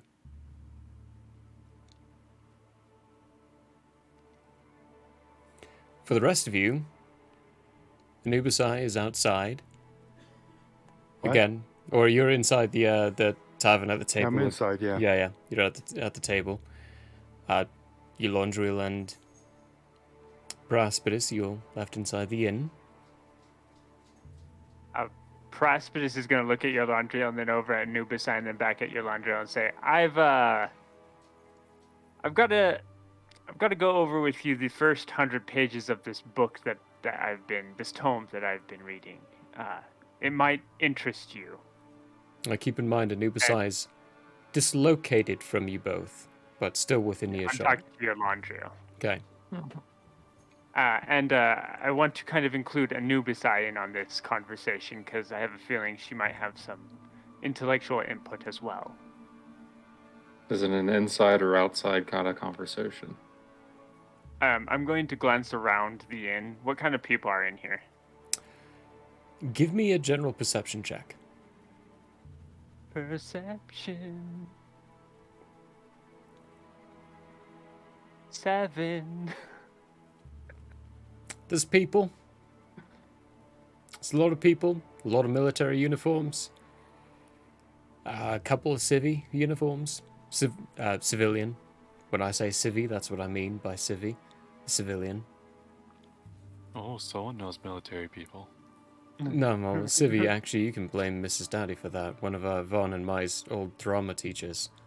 Mm-hmm. Really? Whenever we were Yeah. inside a costume, she would say, "All right, you can all change into your civvies now." So she knew The military Yeah. term. Yeah. It's very military. That's where I picked it up. So that's what I mean when I say civvies. Interesting. Yeah. I'm just going to find the darkest corner furthest away from most people and point at that table and say, we should be fine over there. Cool. And then I'm I gonna will grab head over my to ale. Anubis. Yep. Yeah. I'll head over to Anubis and be like, I've got something in this book. Might need your input on it. You might also be interested in what I find. And then I'm Very going to head well. over to the table. Follow? Same. When you all get to Alright. the table, an individual in civilian clothes comes up to you all and says something in a different language and looks at all of you with blank stares and goes, "Drink." Oh, yes. Uh, It's not what he was wanting to know. okay. Mm-hmm. Uh, Oops. wanders off. Alright, so I'm going to plop the tome down on the table and then open it to the first page that I have properly translated out. And I'm going to say, so this was written by Amagus in the year 228. That's a long time ago, right? 200 plus years ago? That Yeah. is so. 400 something now. Let me just pop over that to that document here quickly.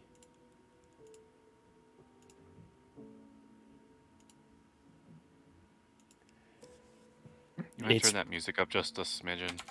It's, I like, ridiculously cannot quiet. because it Oh, is no. it is at the right volume on my side. Okay. Otherwise, he's not going to hear us. Otherwise, no one else will hear you. Hang on, it's requiring me to sign into my email address again, which I do not know why. Because I need to pop open a document which has all the accurate years. Great, thanks. Good.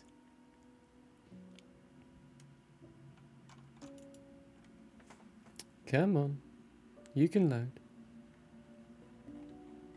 Do. You said it was 228. And what year was it? Now. Current year. so the current year is 626. Ooh, 400 years. 400 years ago. So yeah, long time. 398, almost 400 years. Mm-hmm.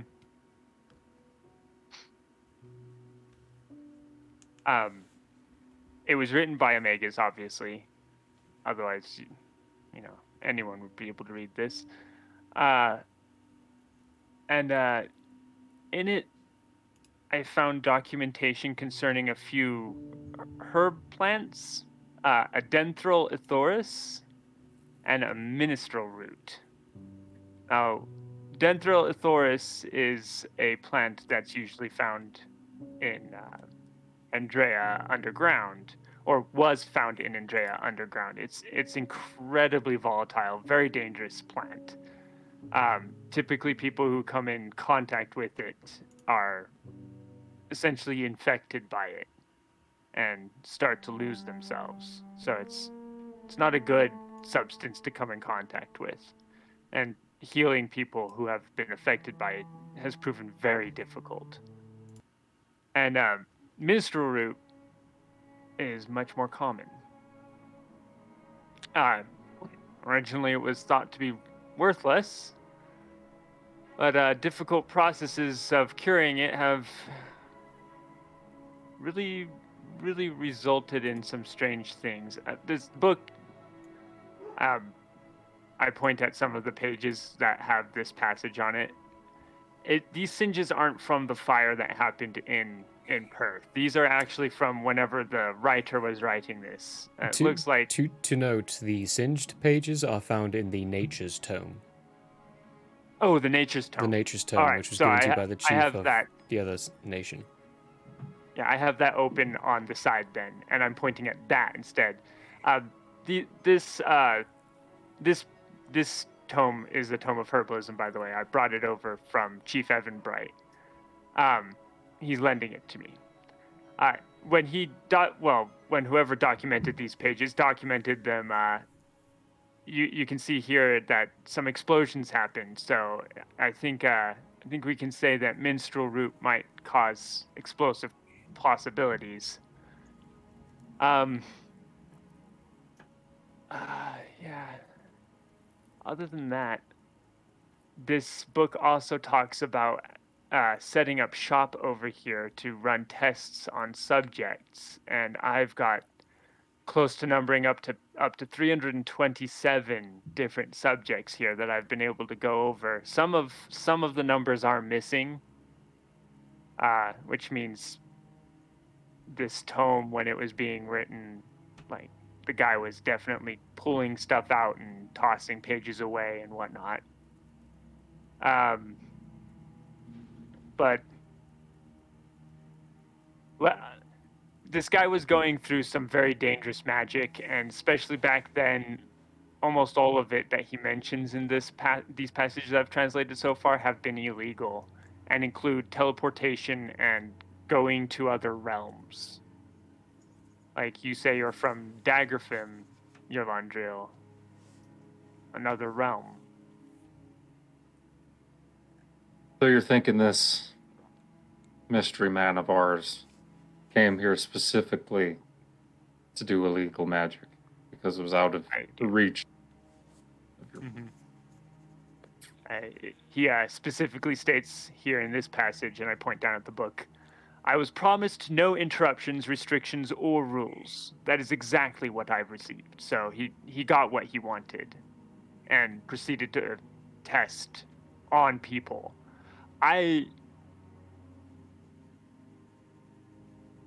It all seems very convenient. The stories of the Smiling Man, us seeing the Smiling Man, how he seemed to be someone who ran tests on people. What happened to Needle, for instance? What we know about what happened to him?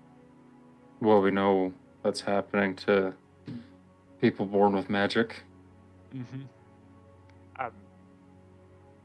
Probably the serum, too. Yeah. Ooh. Two drinks are brought you to your table at this time. Put down. Thank you. I reach into my bag and I pull out that vial and I put it down on the table in front of the herbalism tome. I immediately clasp it in my hand and I say, put that back in your bag. Right. And then I put it back in my bag. Okay, I'm going to immediately look around.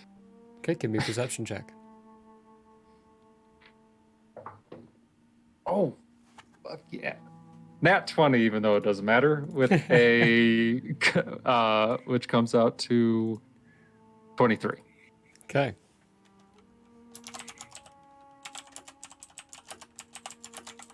Carry on.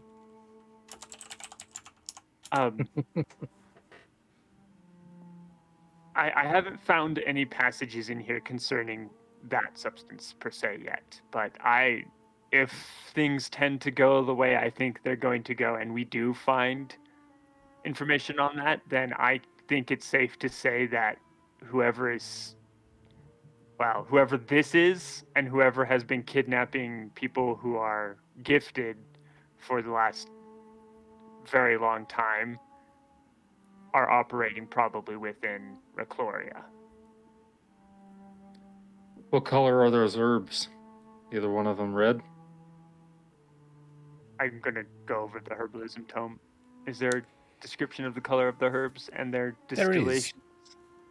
There is. So for the first one, the aggressive one that is found underground, it is more of it looks more of one of those molds you find on bread when it's been sitting for too long. It's fuzzy, it's a bit of a purple, white, grey type tingent look to it. The other one is a root. It's brown, covered in dirt. It's dark brown. You remember that tree? A couple Yeah. weeks ago? Yeah. We maybe should have taken some of that sap with us. Gotten a sampling of it. Though I have a feeling Averin would have probably tried to take it from us had we done so, or that jerk, what's his face, kicked us out of his library. Larson. Yeah, that Larson, guy. Either way. Something to look this- into. This tome also mentions another book. So if we come across another old tome written in Magus, that may be a sister to this one.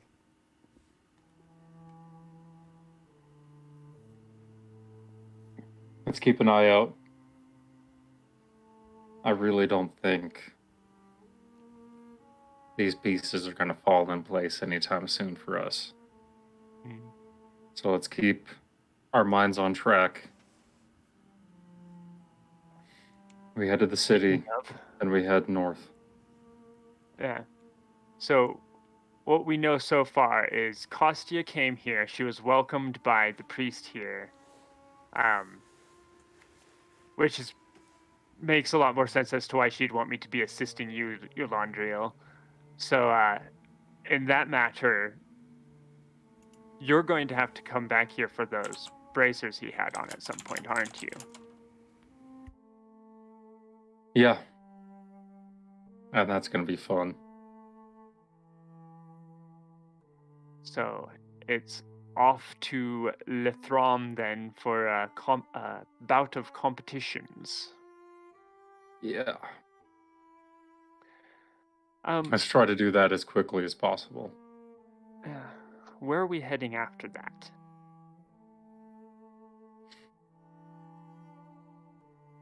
I'm going to just sit there for a second and kind of just like smile into my ale. I'm going to say, well, given his vague nature, north, the islands. We have the map. It's not complete, but it'll give us a start. It'll be a different country, different people, different rules. From what I hear, more wild. Again. Yeah, but coming from a place like this, who knows? Seem fairly biased, even this side of the continent.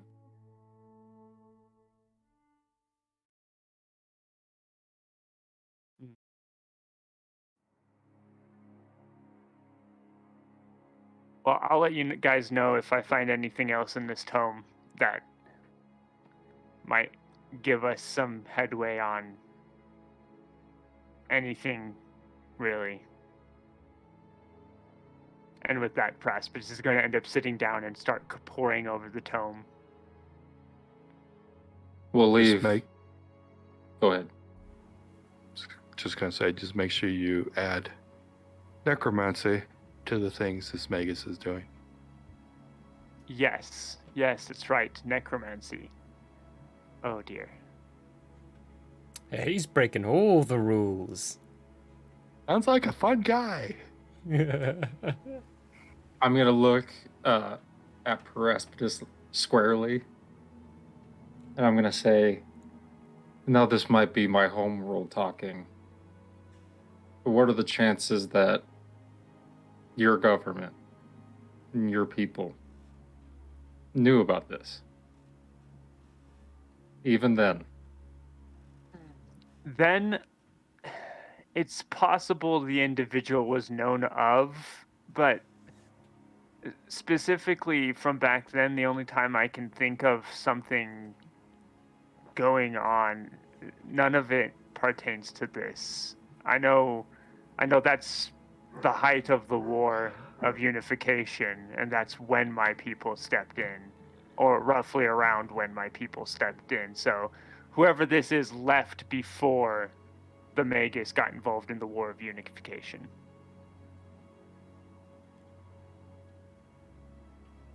I get the strange feeling that the history of this place is connected to the history of your continent. Very, very likely tied in ways that we don't see yet. We'll leave midday tomorrow. That'll give Rolog some time to do what he needs to do, and it'll give us time to speak with the commander.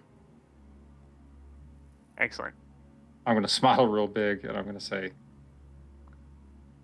why am I the fucking leader?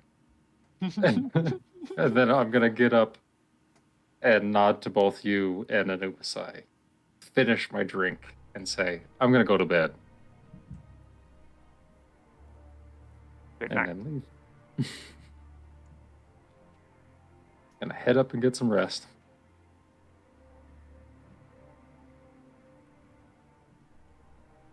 Okay. Anything else from Braspidus and Anubisai? Prospidus at this point is poring over the tome and Bless you. into the bag of holding and fiddling with the vial as well. I am going to stay standing there, but I'm going to listen to the room, continue my study. Okay. For both of you, you can add a passive learning of the language of 2 hours. So you're 2 hours closer to being able to understand Old Andrean. For Paraspidus, it's more of an arcane learning of a language. It's in the nature of the Magus to understand different languages. It's the way that they're built, so he doesn't have to directly study it. But with you, Anubisai, you're directly studying it, you're trained and you know how to study languages at this point. So, in addition, you can also add Paraspidus 2 hours of studying the book. I would also like you to give me an Arcana check. Arcana check. What are you dancing for over there? For them Arcana checks. There's just random sprinkling ins of stuff that's going to affect us later, probably. 19. Okay. Like your 24 perception? Or 21 perception, whatever it was. 23. Yeah. Well, that was for me. That was to see I know. whether or not this dummy over here just gave it away that we've got the sauce serum. Sauce. All right. Zorai, anything in particular you would like to address during dinner time with Shigula and Durin? Gonna be after dinner. Just gonna keep it dinner talk appropriate when Sheila's there. We're But having then- your decaf coffee at the after dinner time Exactly, frame. and I want to have just a time alone with Durin. I have a couple things I want to do. The first thing is I want to explain my unholy tattoo because he seems like a man who would understand. I laughs I don't extrinsically. think so. He laughs What? so much at the whole story. He's almost laughing the entire way through. He's like,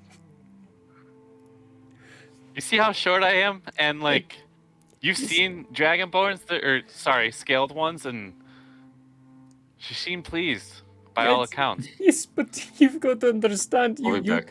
You That worked. is my belief. You worked with Part Prologue. of nature. You traveled with Prologue. You sailed a sea, an ocean with Prologue. And my beliefs don't matter. Your beliefs matter, yes, but so do his. And You I should have understood known that. That's he why was I hadn't going to do gotten that. Something else. Then it's your fault. You shouldn't be bothered by this. You should understand why he did it. You were healed immediately after. What's your problem? If you would like to get another, I can tell you who can give you another tattoo. Just don't Was tell I healed him. directly after? You were. You directly afterwards, yeah. Paraspidus healed you directly after. Okay.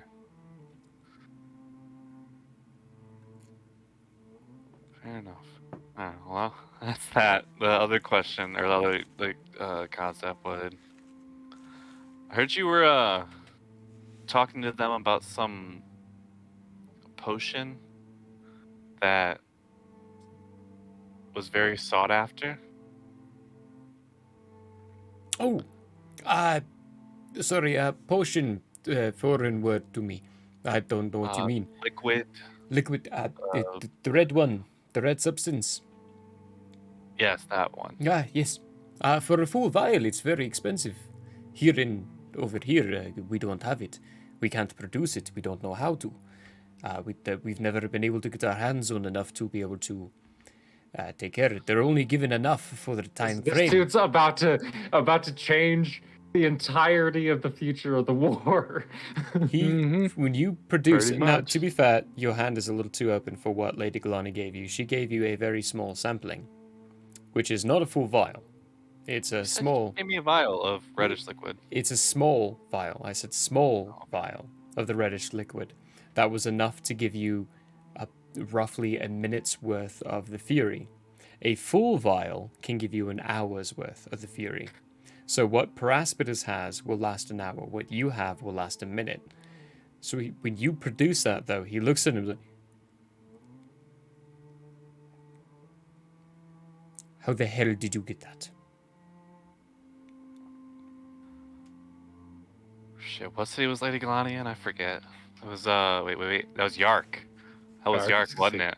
How could you forget that name? I'm bad with names, alright? Leave me alone. Be lucky I remember Lady Galani. Yark. It's Uh, fun. When we were in Yark, I want to make that a t-shirt. and Lady Galani, while we were searching whatever the hell dungeon it was, she gave it to me. Few things. First off, now I knew you'd met Lady Galani, mainly because of that sword. I've seen that sword. I've experienced that sword. He gestures towards the scar just under his eye. She gave me this with that sword. So you had what's the word? We're having an issue with someone. I can't think of it. Vendetta? Tiff. Sure, that'll work. You're muted, Ethan. You say that in character. So you have a what is the word called? Yes, so you have with her as well. No, I don't. I respect her as a warrior and as a fighter. She bested me in combat. I am lucky to be alive. I have no worries. If she'd done that to me off the battlefield, of course I would have a problem. But you wouldn't be exactly call yourself friends. No, of course I wouldn't say we're friends. I would say if we met off the battlefield in a time of peace, we would be fine with each other. Essentially, let me try to explain this in a way you might understand. In a time of war, we put aside our personal feelings and our personal beliefs, and we will fight anyone who fights us. Lady Galani is a wonderful general and very, very good at her command. I respect her in every aspect of what she's capable of. She is more capable than I. And she's proven that by the scar and the marks that she's given me.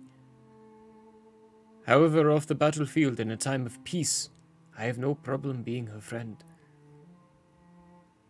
I felt the same way for a time. Clearly she wronged you in some way. But not enough of a bad way, you have her sword. And she gave you that, which is a highly sought after vial, by the way. You should probably put that away. I can't buy it from you. I am not the person to ask.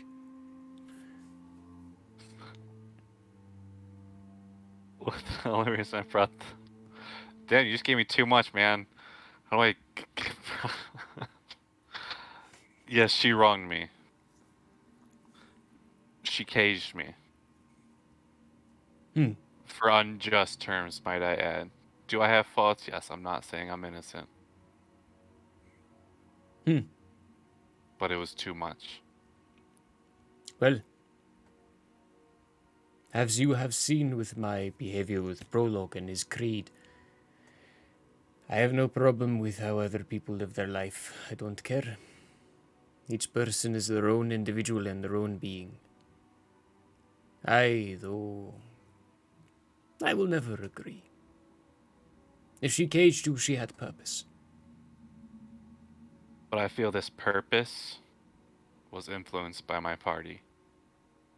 And Then was it was- wrong in doing so. Then that is your belief. Much as it is Prologue's belief that the tattoo that you got on your lower back was unholy. If you are not willing to accept that he has his own beliefs, your party has their own beliefs, and you are only willing to accept your beliefs, he says this while directly jabbing you in the sternum. If you're only willing to accept your beliefs, then the most you are making yourself is an arrogant fool who's unwilling to understand. listen to the surroundings. I understand what you're saying. And I truly feel the same way. But there comes a point when, at least personally, my beliefs, or what I'm feeling, or what I'm thinking, have never been asked for, have never been thought of. Then It's let me always ask there. you this. Let me ask you this. Do they know? They've never asked. Do just they assumed. know? The trade of these beliefs is a two-way street, Sarai. If you don't willingly tell them, then you cannot hold them against what they do not know. I've tried. In my own way. May have not been in open enough ways. Yeah, I see that smile. Fuck Then off. you need to change your ways. You need It to be a has- bit it more of an has open-up earlier way. on, dude, the ship ride. And I say this. Let me be clear again. I don't mean to be Unmute. disturbing anything on your side. I say this to challenge your thought process. Don't make the same mistakes that the Reclorians make. They believe what they want to believe. They ignore everything that we hold dear and that we hold holy inside our lives, and they try to force their livelihood, their beings on us. If you fall into that suits, then all you're gonna find yourself is a new grave on a quickened pace. Any relationship is a two-way street. Speaking of which, my wife would kill me if I didn't clean up and then head to bed soon.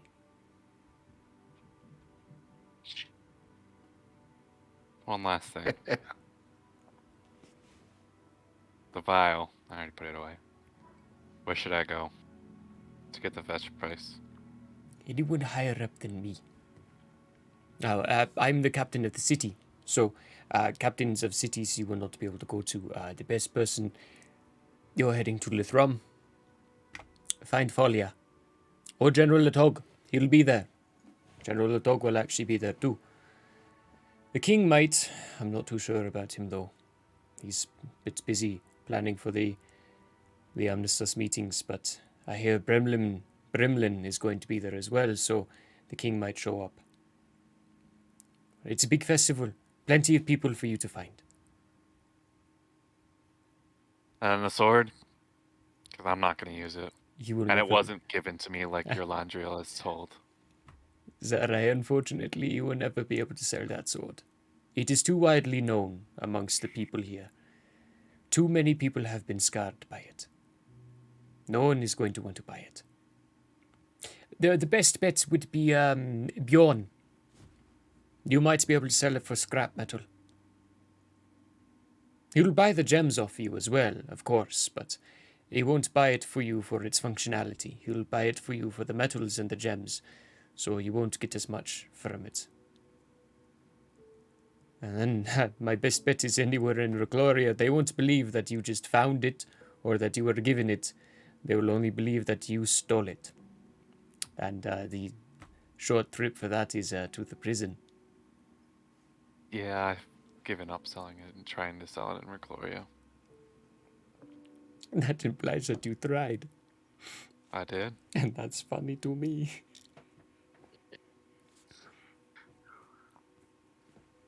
Durin! Coming, dear, coming, dear. I have to go. The guest bedroom is through that door. You'll find a comfy bed, and we'll wake you in the morning for breakfast.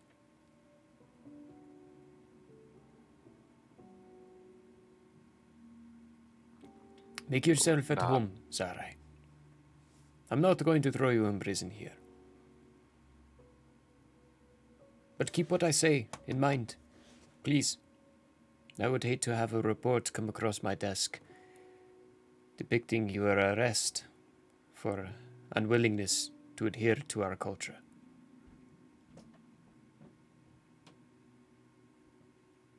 I just kind of give him a nod and sit wherever we're sitting for a little bit longer. And once he goes... It's actually making me tired. I'm gonna just go for a quick night fly and then go to bed. Okay. The night passes very peacefully.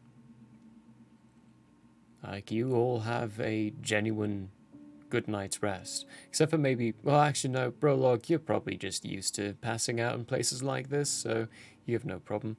Anubisai, during the course of the night, there is a point where the person at the bar comes up, says a few words in a foreign language, realizes you don't understand, then says, "You can stay. I go home. Night." How do you say night in your language? Daristan. Protestant. And he wanders out the door. There's a click as the lock mechanism goes off. A few hours pass by. The sun begins to, light begins to come out through the windows again, and the locking mechanism clicks again. Someone comes in through the doorway, sees you, goes, "Ariston," Protestant. and then continues about their business, cleaning up the bar. Prologue. You are awoken by someone jabbing you with a stick. I attempt to grab the stick. As you do, you grab a stick, but you don't pull it out of the individual's hands. You look up at them, and it's an older man jabbing you with their cane. Okay. You're in my way. I need to open up for the day. Are you the cartographer? Yes, that would be me. Well, at the very least, right now I'm an old man standing in the middle of the road, eager to get into his shop. I'll be the Excellent. cartographer as soon as I get in. But I'm you're in here the way. for you. Well, good. Then get out of my way. Rolux stands up, still in the way. and then shakes it out a little. Then gets out of the way. He waits. When you get out of the way, he produces some keys, unlocks the door, flings the doorway open, and shuffles in. And as he shuffles in, he kind of gives you a signal just to walk in after him. Bullock follows. He lights a few lanterns around the inside of it. You can see it's quite literally just tables in different places. And there's calligraphy sets and areas and spots. There's a shelving unit with different colors of inks. There's a map of the continent. There's a map of the Northern Islands. There's maps all over the place. And he turns and looks at you when he's finished. Takes about 10 minutes for him to do all this. All right, well, what can I do for you? 2 things. Oh, delightful, One. too. I was told that you could teach me. Of course I can teach you. It's what I do for a living. Excellent. Secondly, I would like to buy that map, according to the islands one. Personal collection, only one I've got, not for sale.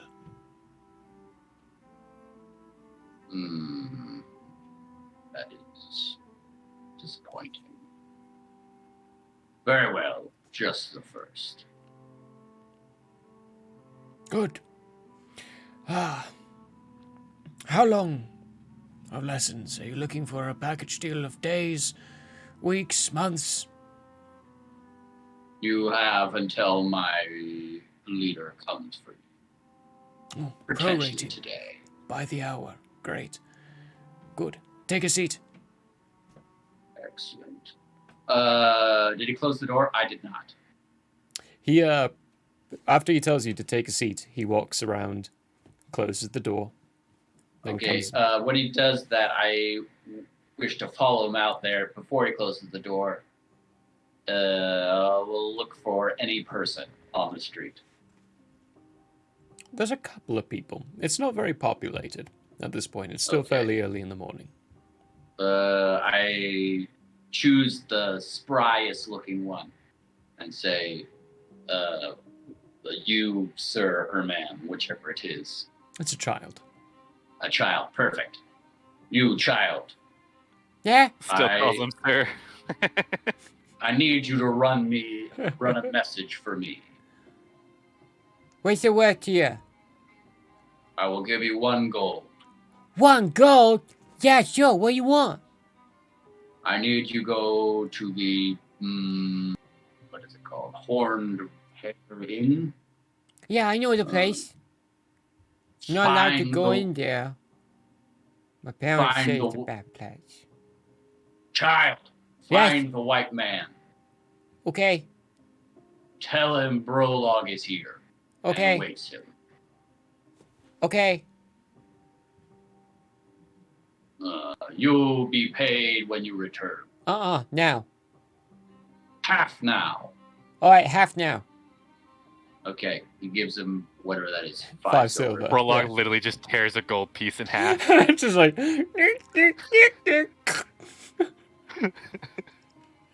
He takes the 5 silver and runs off. Very good. The old Brolog man... goes back in. The old man is sitting at the table. You find parchment where you would be sitting. There's no ink, there's no set, calligraphy set, but he's got his own set, and he's all prepared and ready. One thing you note is that what Wisp showed you when he was showing you the calligraphy stuff, you have dirt or sand on the side. For when you're done making the ink on the paper, you throw the sand over it to absorb the Axis ink. This man does not have any of that. Okay. And he Brolog sits, sits down with his stuff. when you sit down and you get your stuff all out, he says, Do as I do. takes his quill, and begins painting some figures. You don't understand what they are. They're not in any language you're familiar with. It looks like a writing, but you can't tell what it is. And when he's done making this large figure on the parchment in front of him, he puts his brush back and he sits. Warlock attempts to replicate what he just did. Give me a dexterity check. Dexterity. Okay. It's not the worst. Ugh. That's disappointing. That's a natty 1. Whoo! You have once again managed to break the brush. There is a loud snapping, and his ear twitches. And he's sitting with his eyes closed this whole time. He's not looking at the parchment as he's drawing, but it's a beautiful figure he's put on the paper. He reaches somewhere and pulls out another brush and hands it over to you and says, "Don't break this one or I'm charging you an additional 5 gold. Very well. I'll need it back at the end of this." Of course. I attempt again. Okay, give me another dexterity check. A 4. A 4. It's sloppy. It's bad. It looks next to nothing like what he did. And he stops, opens his eyes. That's horrendous. Pulls his paper across, then reaches over, grabs yours, crumples it up, and chucks it across the room. It's like, Do as I do, when I do. picks up his brush, pulls it Picks over up to the the brush. paper, Puts it over the paper. and starts. And he starts. Okay, he starts doing this, and you follow his hand motions.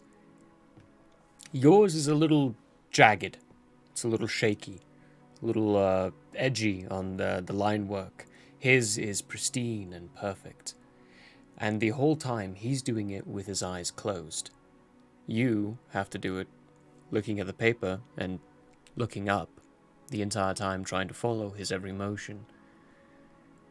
Afterwards, he sits and he waits. 10, 15 minutes. Then he moves the paper aside, picks the brush up again, and repeats. Yes, sir. You repeat this process until someone comes and fetches you, basically. Essentially, he is teaching you the aspect of patience with your work.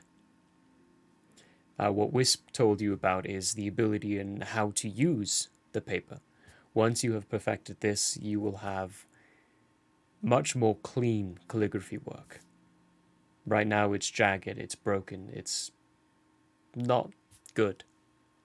You will also have 2 hours of learning the language of Old Andrean, the written language of Old Andrean, because those are the figures that he is showing you, is Old Andrean. Okay.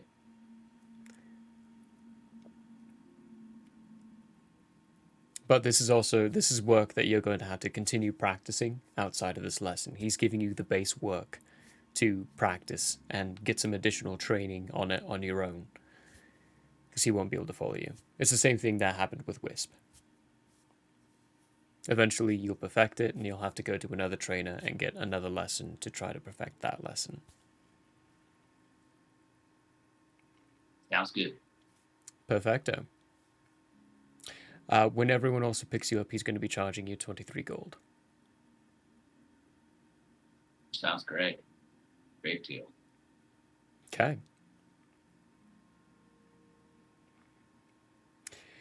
As for Paraspidus and Eulandriel, Paraspidus, you are awoken by a rapping at your door.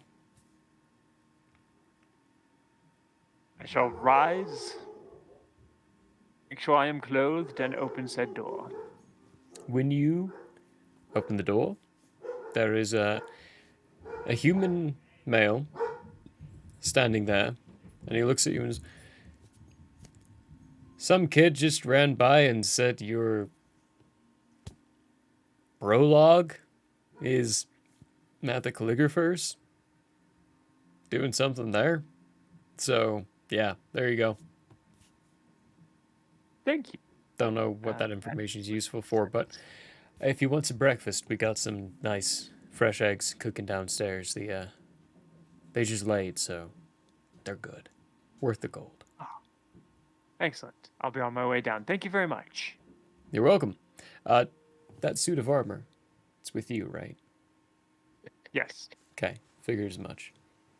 Not Laban make, but also not a thing we're not used to seeing. But anyway, we'll see you down there. Thank you very much. Just not used to seeing it stand in one place all night long. Yeah, that's what they're not used to.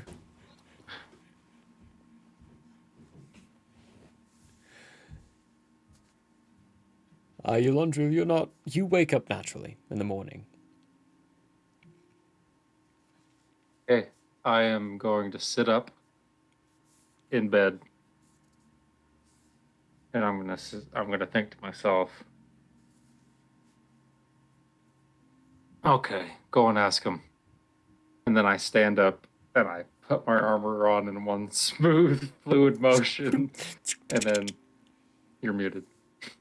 And then grab my halberd, and then head downstairs.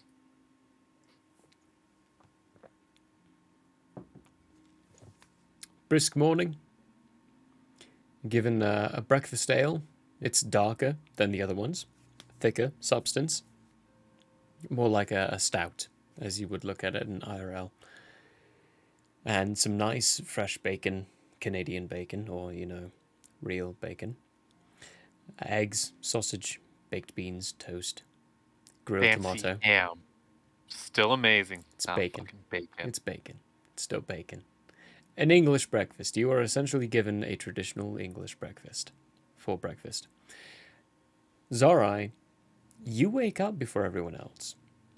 Because you've gotten yourself to the point in your druidic nature, now that you have multi-classed into druid, to wake up early for your meditation. I do that. So you meditate. There is a knocking at your door and an open. And then sorry, I'll wait till you're over. If you can hear me, you're good? It's fine. Oh, okay, good. I wanted to make sure I wasn't interrupting you. It's Sheila, Durin's wife. It's like, I've got a nice kettle of tea going and some breakfast ready, if and when you're ready. Durin said you would be going back to the inn soon with him, and there's a few things for him to handle. So time, I guess, is of the essence.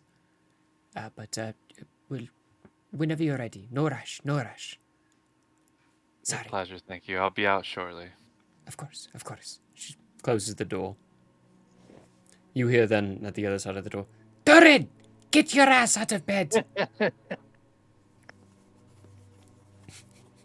I finish up a couple more minutes of meditation. I head out for breakfast.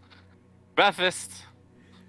you see a Durin in a very unprofessional at this point uniform come out of the room, go rubbing his eyes, go, morning, Zare.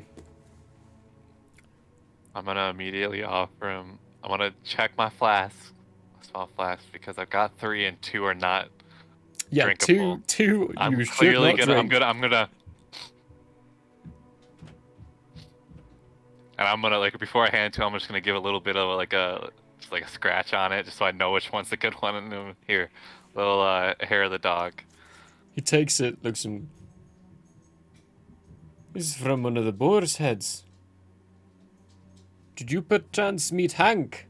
I hear he makes a very fine cousin. Who?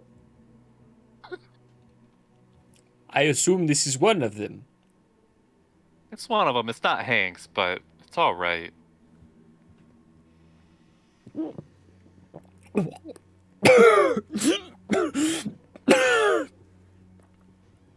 This IRL or is this dirt? This is Durin. This is This is Durin. dirt. He screws it back up. Like, oh, I am going to have to make it to one of the festivals. That's very strong. That's weak compared to Hank's stuff. Oh shit. I have practicing to do. No, you don't. Baps him over the head. No practicing. You drink enough as it is. Now sit and eat. You have a long day ahead of you. Yes, you're right. You're right. You're right. You're right. Of course. Oh, right. Dig in, Zarai. Whatever you like to eat. I eat. I don't It know is what that- hearty meal. Very hearty meal.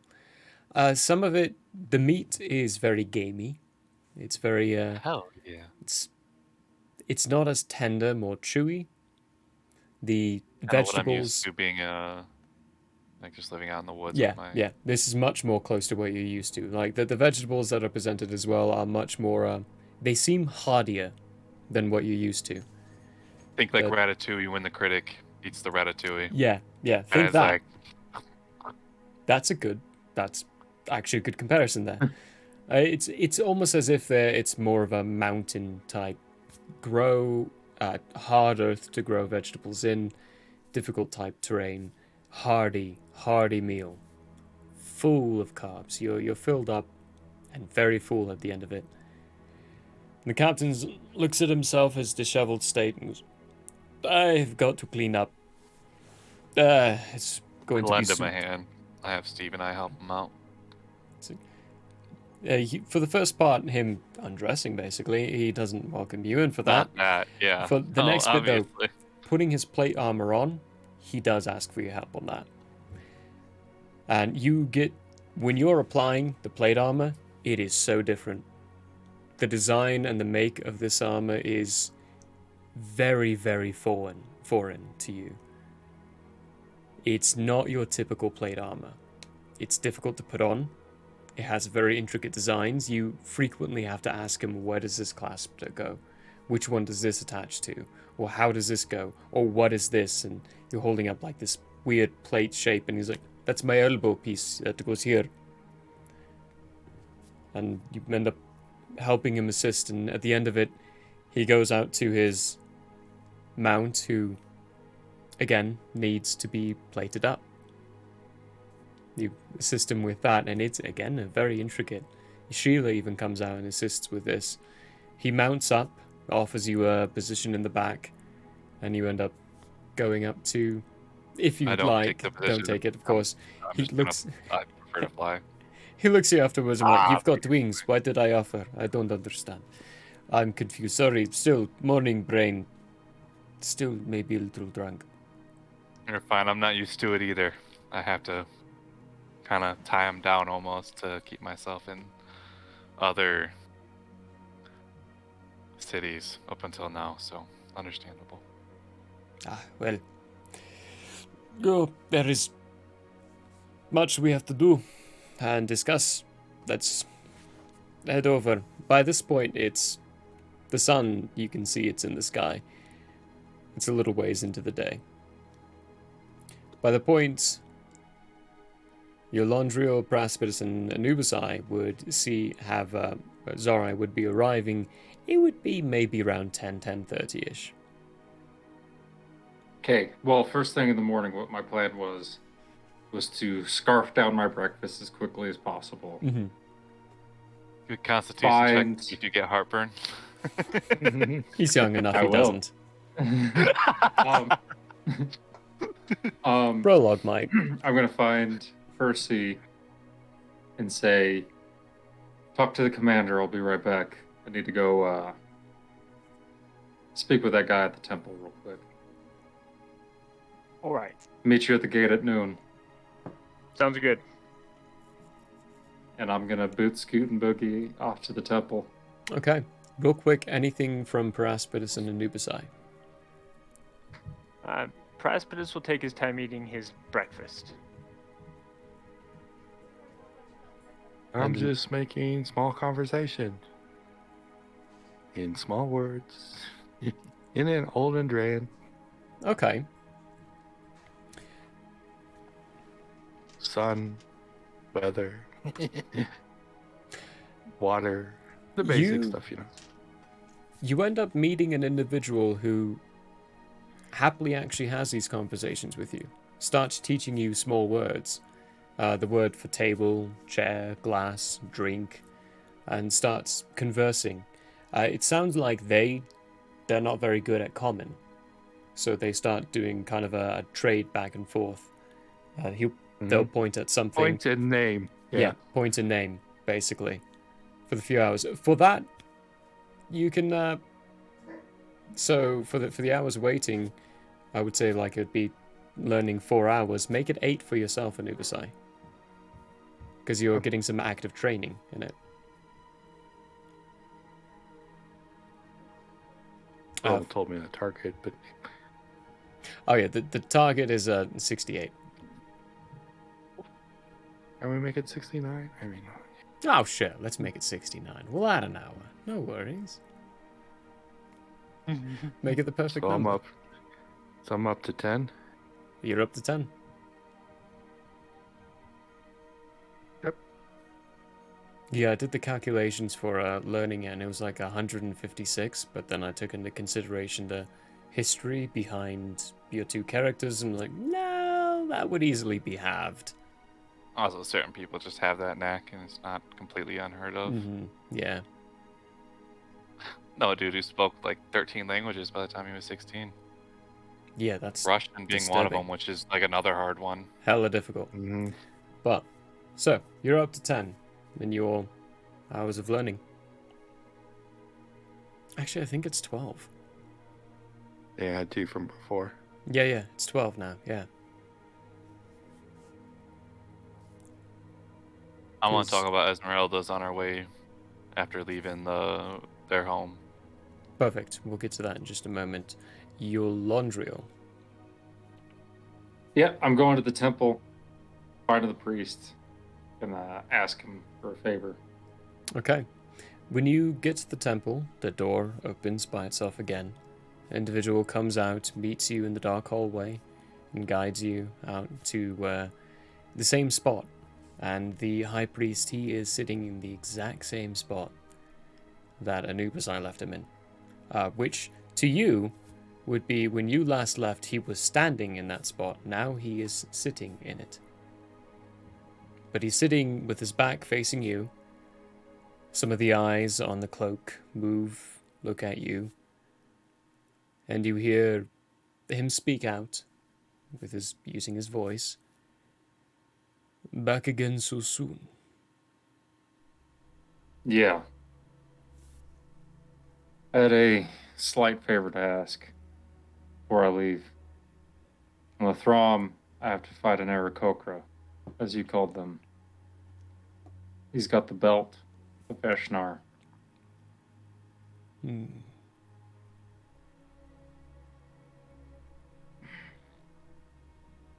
Speak with Eshnar. Ask him to help me out. Ask him for guidance. He has reason to be disappointed that a celestial chose me. And to be cautious. Back in Daggerfilm, he had to go along to get along. And I'm trying not to be that guy anymore. So I'm going to try not to fight the Aarakocra.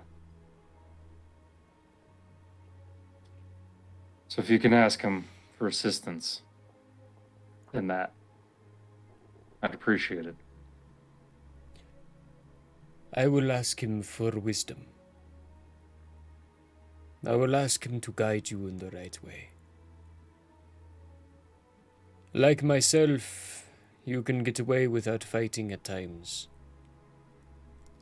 But for some, you cannot. The Aarakocra are very opinionated people. At least they were. There are only a few left behind. If there is one that has the belt of Eshnar, I personally cannot give you any advice on that.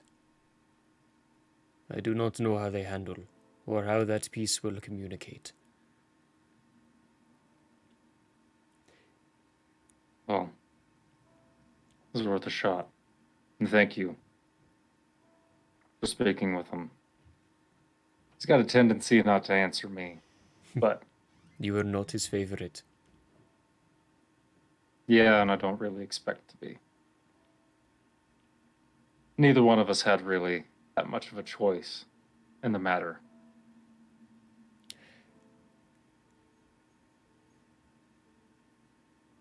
No, I suppose you didn't. I'll see you again.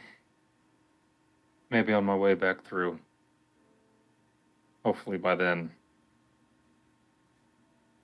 you won't feel the need to fight me. And I can get away from that. As it stands, Yolondriel, the only way to get these off of me is by defeating me. The bracers respond through combat. Only those defeated lose. Well then. See you around, priest. Keep an eye on the old place.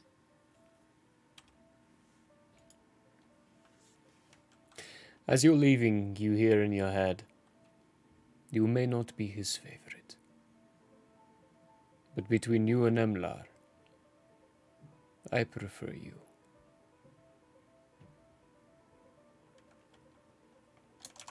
And as I'm like closing the door, give his direction a nod, even if he's not facing me. Then scoot and boogie to the gate. You can see several of the eyes looking at you.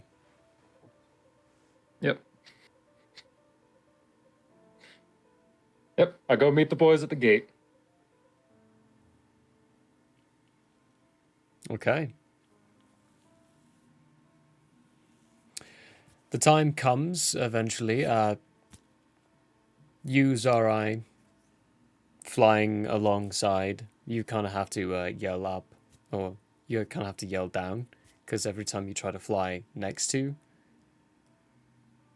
Captain Durin, he tells you to fly up, because again, you start throwing up dust and dirt as your wings flapping cause a commotion down on the road. Mm-hmm.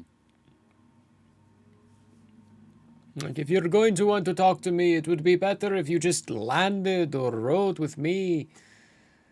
I don't want to yell. Got a better idea. I send Steve down to land on him.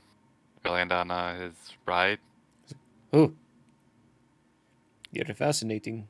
You're a fun creature. Hello. And I tell him to flash images of the chick I saw at the place.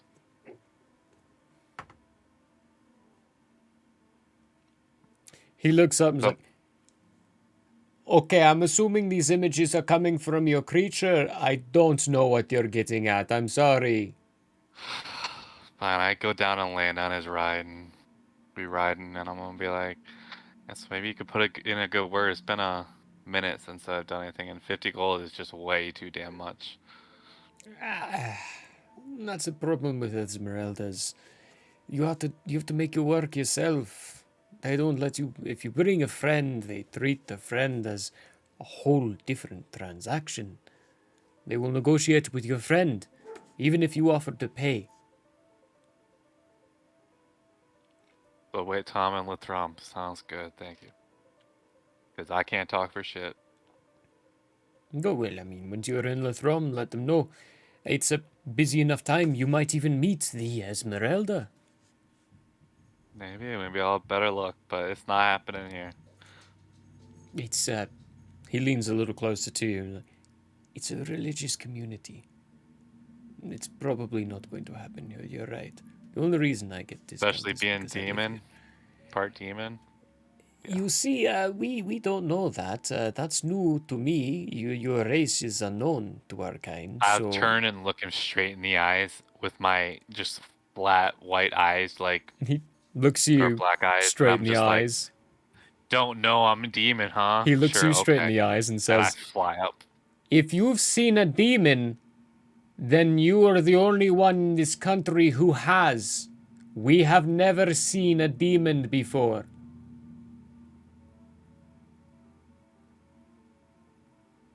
I just follow along for the rest of the time to the wherever we're headed, because I don't even know where we're headed. I'm just kind of following along. Eventually, you get to the Horned Hare Inn. He dismounts his mount, hops up onto the top of the building. He ushers for you to come down and land. I leave Steve with his mount. Let them lay whatever they want to do. I don't. They think have it's up to little them. chance. Breakfast. They have chance. He opens the door, looks around, sees a few Anubisai and Praspidus, and two of you, that's good enough. You see Durin come in, fully armored, in his full kit and gear. I understand you are looking to leave now. I have options for you. Where is Prolog and Eulandriel? Brolog is at the calligraphers. I believe we'll have to collect him on the way to the gate. And I think your Laundril went to clear something up. He's going to meet us at the gate as well. Good. Right. Well, you're here. You're the leader. You're the one I need to talk to. There are several ways you can travel to Lithrom.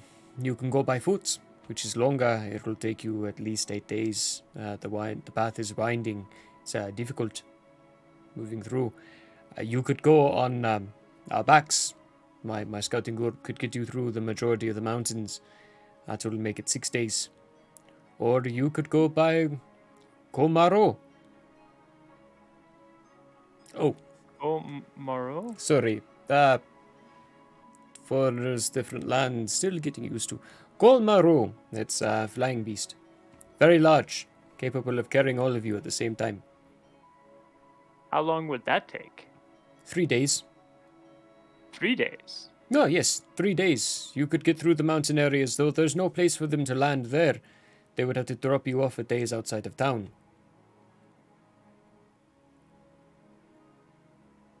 So the fastest route would be to take the Kolmaro. Yes. Although it, That's why you're the leader, Percy. And I go to the bar and grab a drink. it's obvious to me why he's not the leader. He's definitely not leader material. Odor, a good man, Zara. This, no. Yes, Komaro.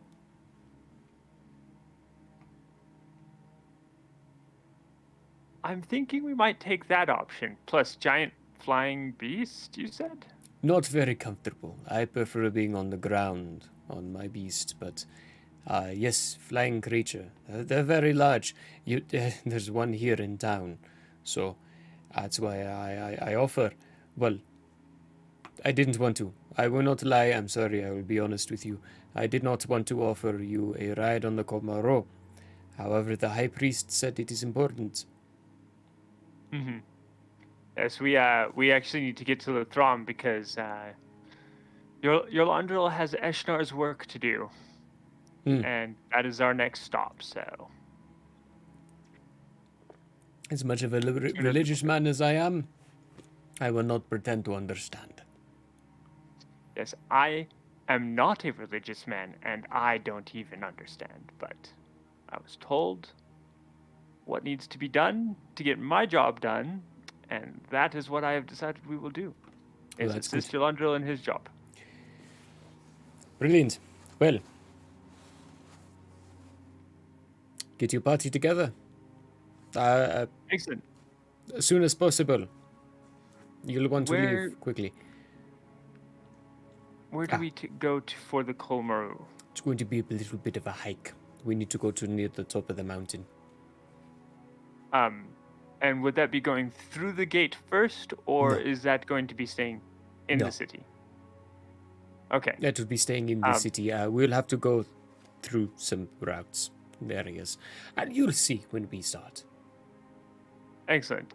I'm going to go need to collect 2 of my party members then. Great. Well, you go collect. I'll enjoy a drink with Zara. All right, I'll be right back. And with that, Praspidus is going to make sure he's got his bag of holding out his side, which I do, and then run out the door. Okay. When you run out the door, you would get to Brolog first. And you see Brolog at the time when you enter in, he's sitting patiently, waiting in front and sitting at a table. There's another individual at the other side of him, and they're just sitting there. Each of them have a piece of paper with some drawings on it. The human individual, very clean and neat. Brolog's is jagged and broken. Eventually, they both reach up, move the paper aside, and start making new marks on a new page. Again, the human, eyes closed, beautiful work. Brolog's, he's struggling at keeping up, but he's doing his best. Can I make a perception check to tell if it's better than previous works that he's done? Sure, yeah, go for it. Give me a perception check.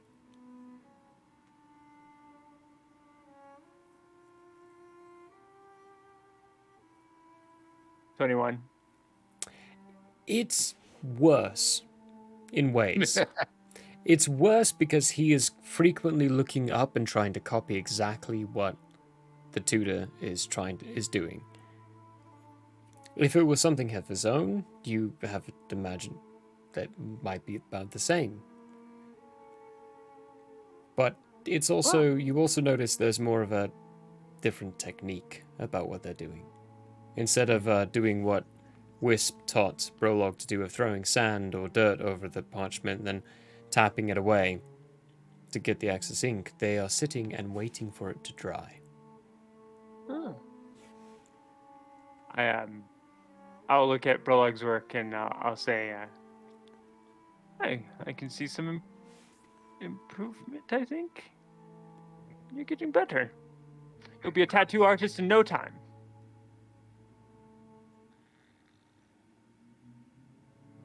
Yes. The path to holiness is set.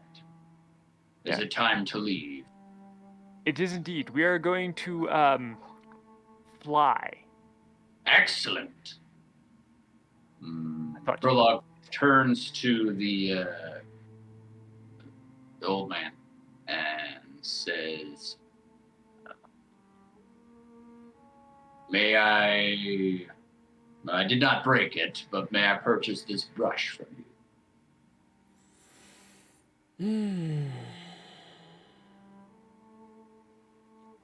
You know I have meant. Yes, you can. You can purchase the brush. Again, it's Why? 3 golds for the spares. And some 3 gold. It'd be 23 gold as well for your lessons. And some of the 23 gold. When you give him the 23, he No tip? scrunches up the papers that he marked up, and then grabs another bottle of ink and gestures it over to you. Use these as practice. Try to duplicate these images. During our time, we've made it through the old Andrean alphabet. You have them all. Practice drawing them. And remember, patience. If you are not patient, your handwork will be sloppy. The best thing and your best ally is patience. Now go, get out. I have other students. Brolog immediately leaves. Did that kid ever come back? No, Okay, cool. he forgot. He was too excited about the fact that he got 5 silver, which is more money than he's ever held in his life.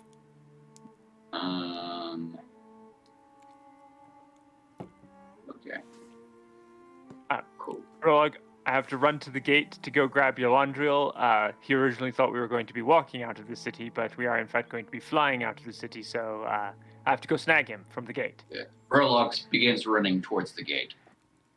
Percy also runs towards the gate.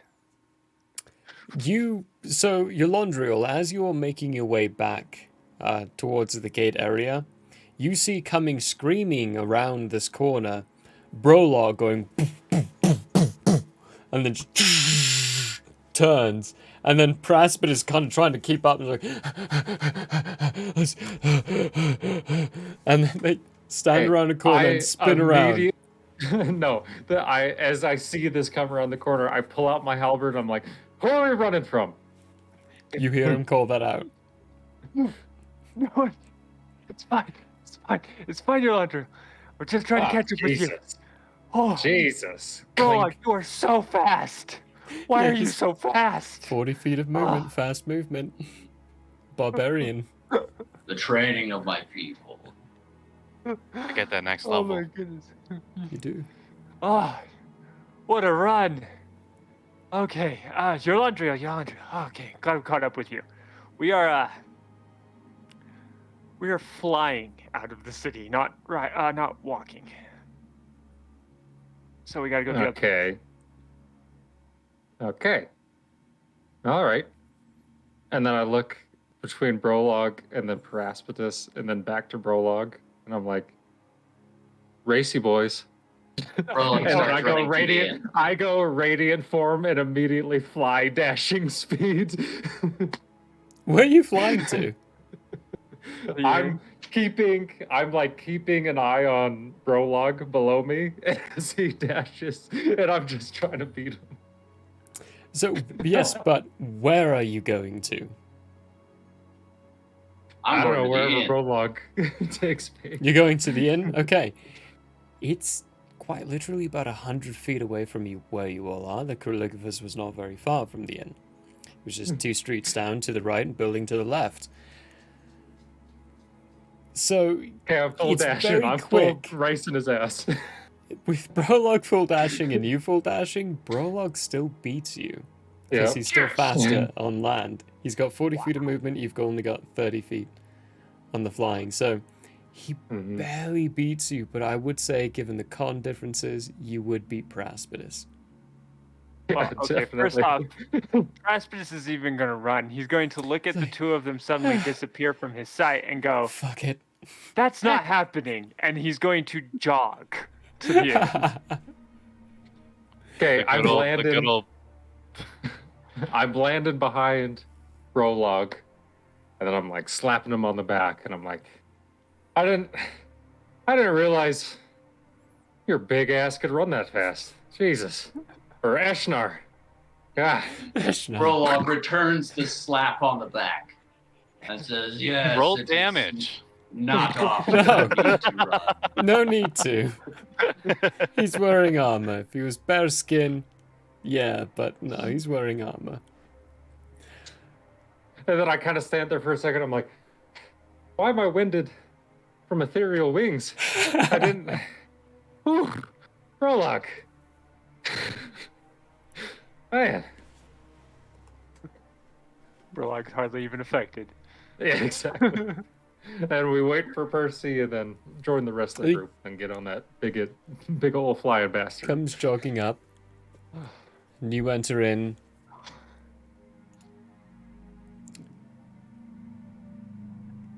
We're here. Yeah. During that time frame, when you come in, there's Captain Durin is curiously looking over the counter as Steve has his tail pierced into one of the flasks at the top, and Zorai is explaining the process of milking Steve's venom. Now, given the hearty meal and the actual food that Steve has eaten, you fill up another 4th for this one session. So, getting the sense that the better you feed him, the more food you feed him, the more venom he can give you. But the worse he eats, if he just eats trail rations or good berries, he's not going to be able to produce as much. Anubisai, you would see this whole my goal process one go way as or well. another, so I'm fine with it either way. You also get very unhappy messages from him. The aspect of, he prefers the full meals and the hearty eating. He doesn't like good berries. They're not good enough. He may get the sustenance, but he goes hungry One the whole good berry day. and you're full for the day. You get the nutrients you need for the day. It does not say you're Exactly. full You're for the good day. for the day. It doesn't say you're full for the day. It says you get the nutrients needed for the day. Yeah, Does you're not good for the mean day. does No. not mean you are not hungry. If you have a single good berry, you will be hungry for the day. You Yeah, won't just eat all need 10. to eat, but you will be hungry for the day. Yeah, eat all 10, you're good. Are there any plates of food in that area? No. There's empty plates that have been removed ever since. Whilst this interaction is happening, Brolog munches on some trail rations. Okay. Captain Durin Before we head Oh, yeah? out, I must ask, this large flying creature, how many people can it carry maximum? Captain Durin, when Let's keep with weight maximum, because I feel We- like you two, and I point at Anubisai and Brolog, are gonna be maxing out this bird. So Captain Durin kind of smiles a bit. Oh, you wait and see. Okay. all right. I'm gonna refresh my cask flask and yeah, I'm just gonna refresh my cask flask. Because I can run to the city. So, refilling the cask flask, it's like 1 copper to do so. Because you haven't drank too much since the last time you refilled it. The Captain Durin looks at you and is like, I get you've your due to Le Bon, but it's a pretty big bird and very capable. Just come see I'm it. And very, very heavy. I imagine. I don't know what you look like without the armor on, but you keep it on at all times. I think you're plate armor, he says, moving his arms around, making a couple of jiggling, clinging sounds. It's fairly heavy, so I understand that notion. Okay, now think of plate armor, solid all the way through. All we're saying is that she's heavy. Let's go and get to this bird. All right, well, we'll see what We're- happens. We'll see. We'll see what We're happens. circular conversation here about weight. Let's go. He guides you out of the inn and through the city, eventually entering in through like this small little hut that's carved out of the wall of the mountain. When you enter in, it's a tunnel. And the tunnel goes up. There's several web-worked structures that go off of it, but he deftly guides you through. And by the time he gets to this wide open area, he comes through, you all come through as well. It's fairly well lit. All along this domed room, there are catacombs carved into it with different birds. These flying creatures are skin, not feathered, and they have webbed-like structure wings, much like Zarai's in many ways. They have shorter necks, elongated snouts with a long spiked point at the back of their head. If you haven't guessed, they're pterodactyls. In one platform, though, a very large platform with a very large opening, is a massive creature. This gargantuanly sized flying being that is similar in make and type as the other flying ones. It has a longer snout area but shorter spiked in the back. Its wings, they go out farther. From the torso length weight, the wings are easily 5-6 times as wide. They're massive in size, and on its back is constructed what looks to be a small house. It's like a fortress of kinds.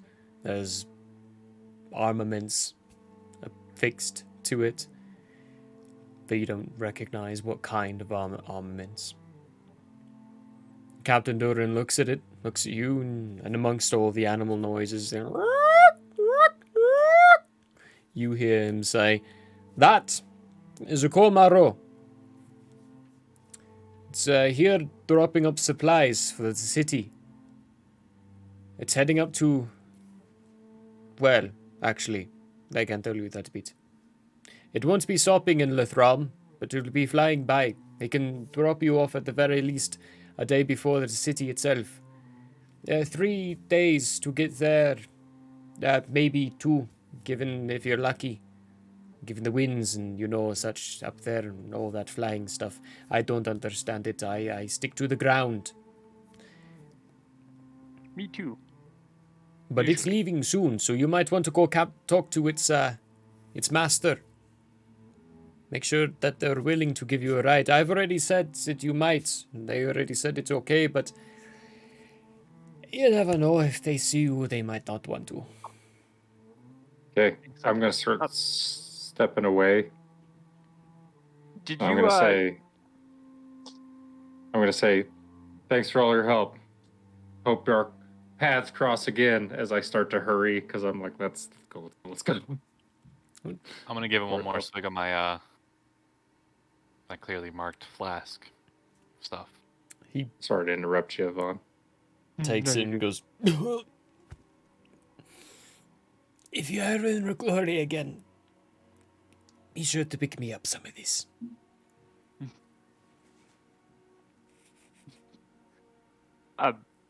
Then I'm following just silently for the rest while I go to the bathroom.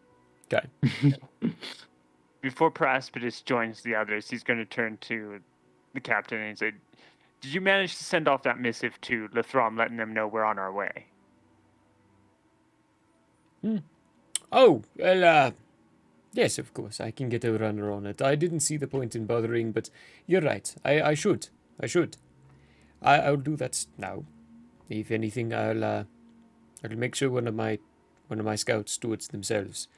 They'll get there in before you, at the very least. Perfect. I just want to make sure we don't catch them by surprise, and keep it If cool not, and here. a bond. He lifts up his left, left wrist, pulls out what looks to be a piece of paper, parchment, pinches it between 2 fingers, grabs out a piece of chalk, and starts scribbling something onto the parchment. Then puts the chalk back, rips the parchment away, and hands it to you. And like, if not, you can give that to the captain. They'll understand it. It's old Andrean. Ooh, perfect. Thank you very much. Welcome. And I hope our paths cross again. It was fun Indeed, meeting you all. I like new people. Always entertaining. You have been incredibly helpful. Thank you very much. And I hope we meet again. And then I will head off to the massive beast. Okay, I'm going to walk up first to whoever is... Yeah, there's someone who's obviously in charge, and he does inform you all, like, yes, I know you're here, I know you're coming, I've planned for you all to come. When he looks at Anubisai, he turns, says something in Old Andrean, and after a moment you see some people moving some crates off the bird, compensating for the weight. I'm going to look at Anubisai and I'm going to say, well, if we ever get into trouble, Anubisai, we could just drop you on the bad guy. Trouble? There will be no trouble. No flying creature, Recloria, Labon only. We own skies. I'm just saying. Honestly, if we got enough height on it, I think you could really screw up a continent. No. Considering how heavy you are. No big height. Trouble breathing. I'm gonna turn to the Not a group, problem. and then I'm gonna turn to the group and give a thumbs to that guy and be like, "This fucking guy." Do you have a scale? There it- Wait. Wait. There. Acta. Weigh me. Okay. Come. Okay. After a series of weighing and putting Wide on eyes. more counterbalances and a lot of wide eyes, they see the true weight of Anubis. She weighs, what is it, like over 2,000 pounds? 2,200 at the moment. 2,200 pounds. There's a lot of wide eyes and more crates being removed from the bird. I just want to make sure we're safe. Good. That was a good Yeah, I'm gonna shout. look at everyone in the group when I see that number, and I'm like, "Oh, we're for sure dropping her on someone later on." You guys realize that, right? Yeah, that's gotta happen. I That's a kind of lot want of to weight see right that there. happen now. That's a lot of weight. That's gotta happen. But That's gotta happen. for the sake of brevity, you do find place in the small house, basically, and you find it is accommodated with places. Though, while the bird is situated, it's difficult to stand in. It's at a bit of an incline. I'm as on the the bird's roof. not. The roof's even Mhm. inclined like you. You're basically still. standing. You're sliding So off two ways. You're standing. You're using the up bits of the walls to stand and just lean your back against the roof, and you can see the operations and the movements of all the individuals tending to their beasts. And you see that there's a very different demeanor across with these military officials who are dealing with their individual beasts. Opposed to the ground units, they have a different air about them. They're much cockier. They're flyboys. They're Typical Air flyboys. Force. Yeah, they're flyboys. Mm-hmm. I have no idea what that feels like. But to get ahead of the game on this, Zarai, Mhm. this beast flies faster than you. Oh, I know. While I know. you are in the air, you will not be able to keep up with it flying yourself. No, I know. That's why Okay. I'm just on top, Cool. Yeah. but I'm not inside the I know. What you also all see are very large metal structures that you do not understand. They are hollow. They're on these wooden balances that have wheels, and they are tethered to the walls facing out of the wall. They're cannons, but your characters have never seen cannons before. Anubis, give me an intelligence check. With advantage. It's difficult to vary the design of these cannons. Yeah, big hole. Mm-hmm.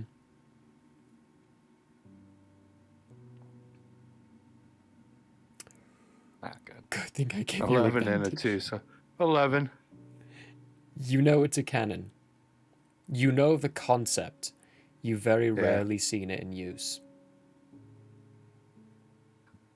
Damn, your boy could have been an artificer. Shit. How roughly It's a good how well do the people who we're joining on this flight, how well do they speak common? Very poorly. Very captain- poorly. Awesome. The commander of the bird, who is the one you've already encountered and spoken with, is the best common speaker. And he does not speak common very well. It's all very broken. I will do my best to say short sentences and as much Andrean as I can, old Andrean as I can, It's difficult. which isn't much at all. There is a time where you're invited to the captain's quarters. Zarai, Brolog, and Yolondriel, you basically discuss amongst yourselves that time, because you can't understand a word that's going on. But I'm not talking with Praspidus them. and Anubisai, yeah, after the first day, you're given a chair farther away. The captain recognized you weren't discussing with people, still gave you a seat at his table, but gave you a seat away from people. So during this time frame, Anubisai and Yolondriel, you can add an additional 16 hours of studying Old Andrean. Braspetus. Thank you, Braspetus, you know, Braspetus. your Thank Landriel. you. Yes. I'm not paying Braspetus. attention because I don't care. Mother got it wrong for once in this episode. Prologue's working How on his many? new techniques. 16 hours because it's very direct. There is no common around you. It's the only language being spoken, and the captain is desperate to learn more common. So they're working with you. Trading. It's the trading point rank. and name game. I'm gonna work to Kevin. fix my leather armor to Steve, like my old leather armor. Okay. With Give my me tinkering tools. give me I'm still some. not proficient. Yeah. General dexterity checks then. 2 of them. For the 2 nights you're going to be up there. So dexterity, that's 22 and 24. 24. Okay. That You're- one just flies off. You're getting closer. You still have that one piece you have to replace. That you ruined in previous times, but the rest of the armor is well in place. You've gotten it into proficient setting to where once you get that last piece and you sew it in, you will have a functioning set of leather armor for Steve. Is there free time to where I can cast mending on it and fix it? You can try, but it's also a case of you got a lot of leather scrap and you no longer remember what piece belongs to what piece.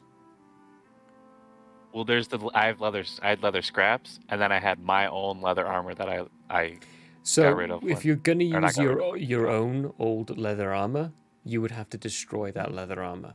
And that would be a different check to see if you can get a piece of about the right size. That was the plan.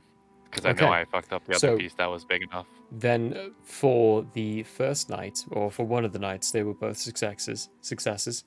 You can give me a different dexterity check to see how well you carve into your armor. 16. 16. You do a decent job. A decent job getting the right shape. It's going to need some trimming when it's sewn in, but you're no longer at the point of just needing to sew that bit in. You still have some work to do on that armor, but you have all the pieces necessary.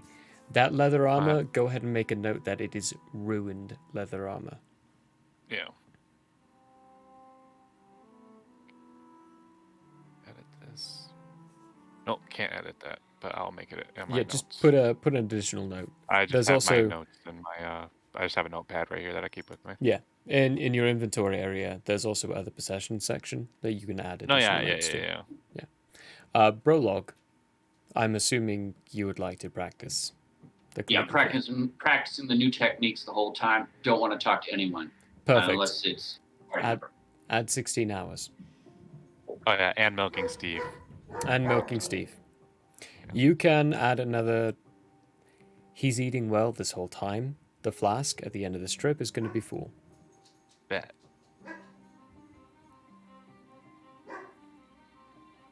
And your Londril and Anubisai, anything in particular? Other than studying for No. yourself, Anubisai. I'm just gonna be practicing moves and shit with my halberd since I can't fly. I'm gonna spend a few hours a day just doing stuff with it. Thank you for reminding me, Ethan. There's something else I want to do. For the two, Okay. so go with, go with what are you doing, Zarai? I'm gonna proposition Brolog with Lady Glani's sword. You're gonna try to pay for sexual favors from Brolog with Lady Galani's sword? Proposition. Yeah, that's Propositioning? exactly what I'm gonna do. Fuck me, daddy. No. Oh wow, that escalated quickly. All right. No, I wanna. I'm gonna have him. I'm gonna see if he's interested in it at all, because it is a very, very nice sword from what you said when It's she pretty. dropped it. It's very pretty.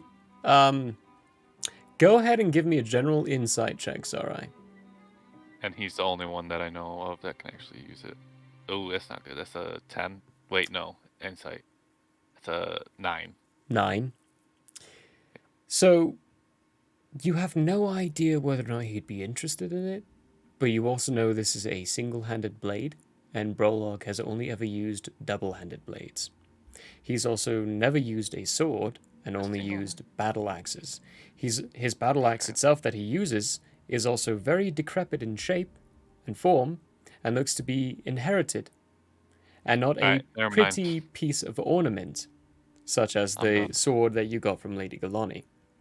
You can Never still mind. go ahead and do that, but No, there is a very After looking at clear it, thinking about difference. on the inside. Yeah. Yeah. You know me Never so mind. well. Yeah, there's a huge difference between the weapon Brolog uses and the one that you would proposition him with. I figure longsword would be two-handed, as they typically are. Versatile. They're versatile. can You be. can use They're it with one versatile. hand and two hands. That is exactly Fair what enough. Paraspidus uses as a weapon. Yep. Alright, then.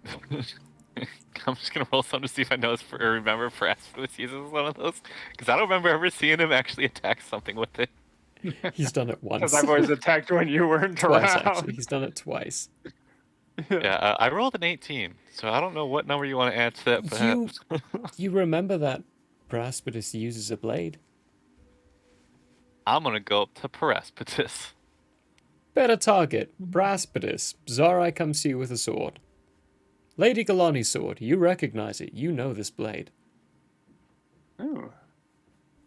I've been told pretty I'm blade. not gonna be able to sell this, except for scraps and the jewels that are on it. Just curious if you'd be willing to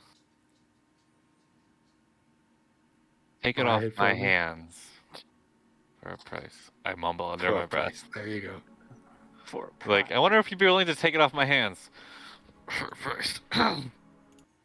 So, I'm gonna give the longsword a nice long look. How much would I be able to tell that it could be worth?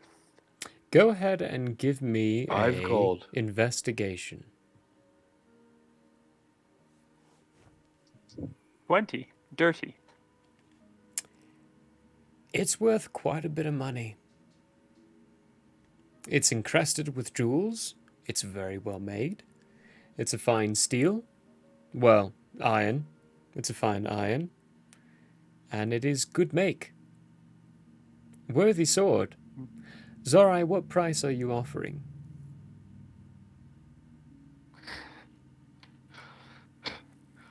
Didn't think I'd get this far. I'm thinking about 750 gold. But for you, 750 gold? 50. Okay. 600. 600? Paraspidus, it is worth at least 4 times that much. Fuck! Take that deal. Take that deal. But he's... Um, What's your... gotta remember your nature, though. And Yeah. that I'm an idiot, apparently. how much more did you say it was worth? At least 4 4 times times that 600. much. So 4 you times could 600. you could 2400. at least keep in mind this is at least get 2400 from that if you go to any other seller or tender. Here's what I can do for you. Granted, Zara. I don't know a lot about this sword. All I know is that I'm literally gonna be not able to sell it because motherfuckers know it's her sword. So here's what I'm going to do for you, Zara. I'm going to give you the 750 you originally thought of, and then when I do find someone who will buy this sword for much more than that, because it is worth much more than that, I will What? make sure It's worth you more get, than that? Yes, I will make sure you get that gold sans the 750 that I'm about to give you.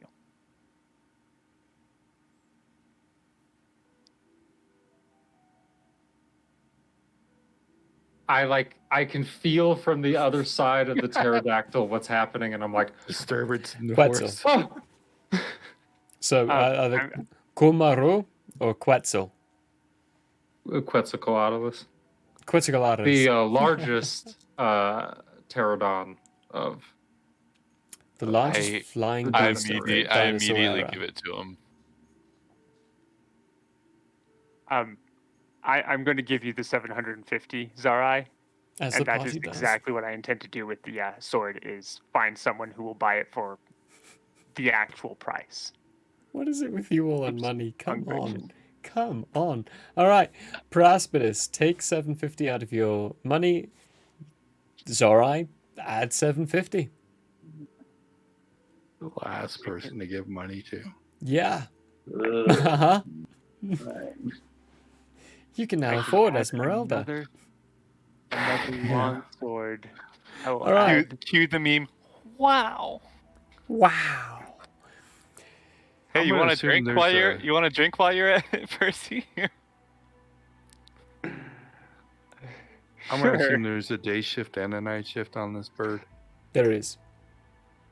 So just point of, I don't know if this means anything, but I'm also going to practice with the night shift. Okay. They welcome it. There's not usually people to spend the night shift with, and there's not much for them to keep an eye out for, because their enemy is not flying. And at this altitude, the only people, or the only problem they really have is other beasts of this size, and they are very rare. The more north they get, though, the more cautious they get, and the more disconnected from the conversation they become. You get the sense after asking them that would be because of the beast, the new beast that's flying around the northern islands. They don't know how far south it's willing to travel, so they're cautious and careful about it. Dragon? The dragon, but the flying, scaled, fire-breathing one. By reason. Dragon. But there comes a time after 2 days. The bird begins to lower down. The morning comes around, the sun starts peeking up, and the captain tells, I would say you, Anubisai, because you can understand the original language a lot better now, that they are lowering you down here a little early because there's a carriage on the road. And it's better to lower down with someone else. There's a little misunderstanding behind the language he communicates. Essentially, what you understand, it's better to lower you down at that point. Okay. How far out? You're just under a day out from the city. Good enough. Yeah, that's what Duran told us, right? Mm-hmm. Yeah. It'll be about a day out. So you guys want me to Iron Man this? Superhero landing, please. Break your knees. probably not a good idea from this height. Just creates a crater in this, like you just see this mushroom cloud billow up from the city. You see As him the get him. shockwave knocks like buildings down.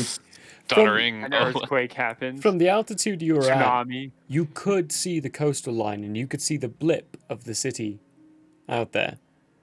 You know it's out there, but just down below, they're like, the path is clear and open here. This is the only opening we have.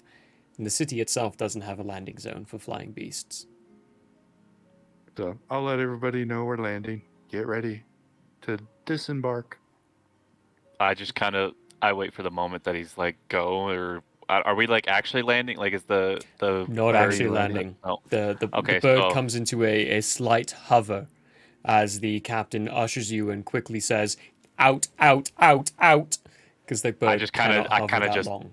Go, go, go, go. and just slowly, casually make my way down to the ground.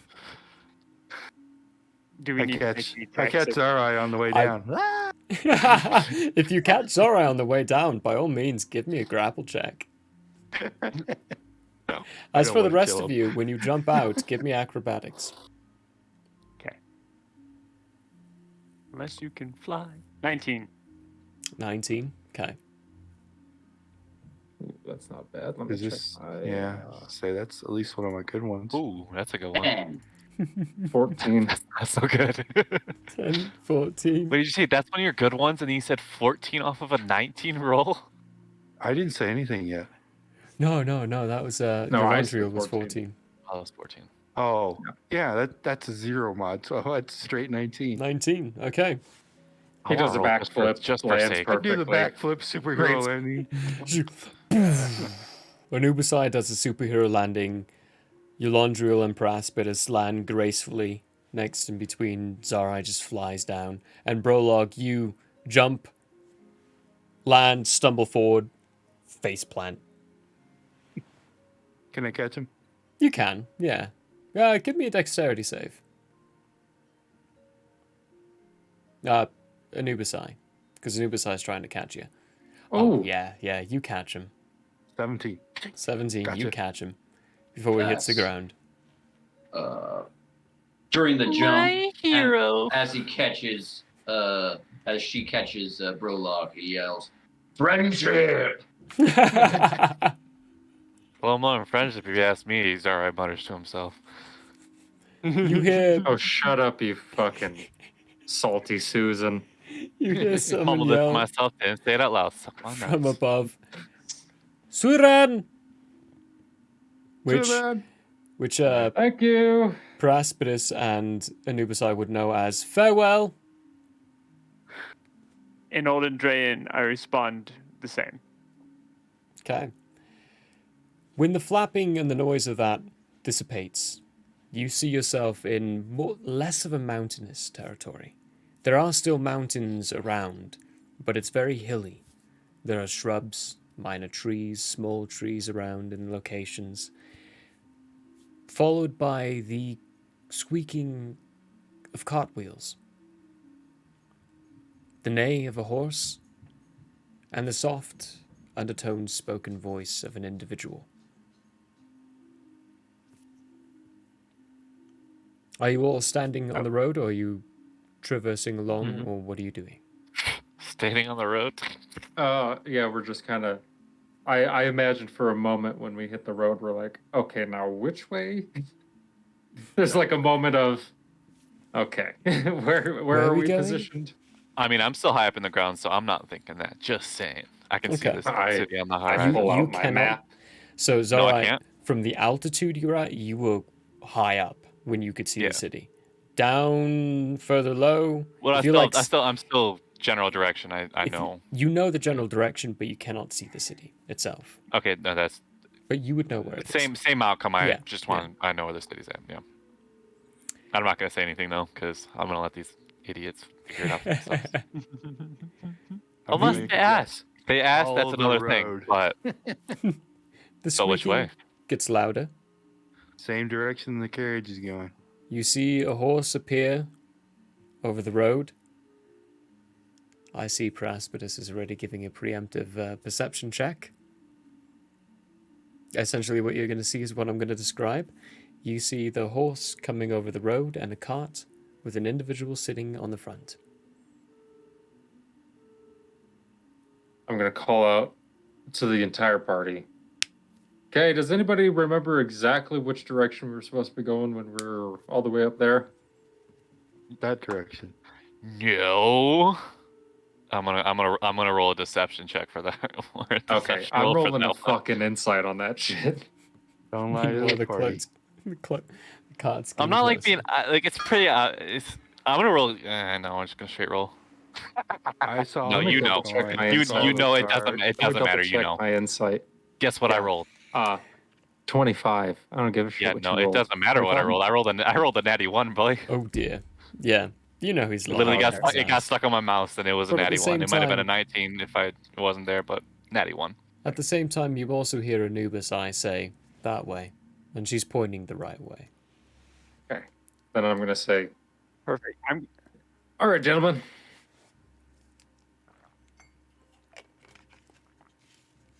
The cart, Waiting It's for much someone to closer. make a move. Perfect. no one's made a move just yet.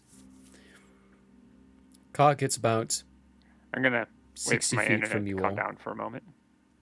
That's a good idea. We didn't even see your mouth move during that sentence. Yeah, just saw your head go from to this. Yep.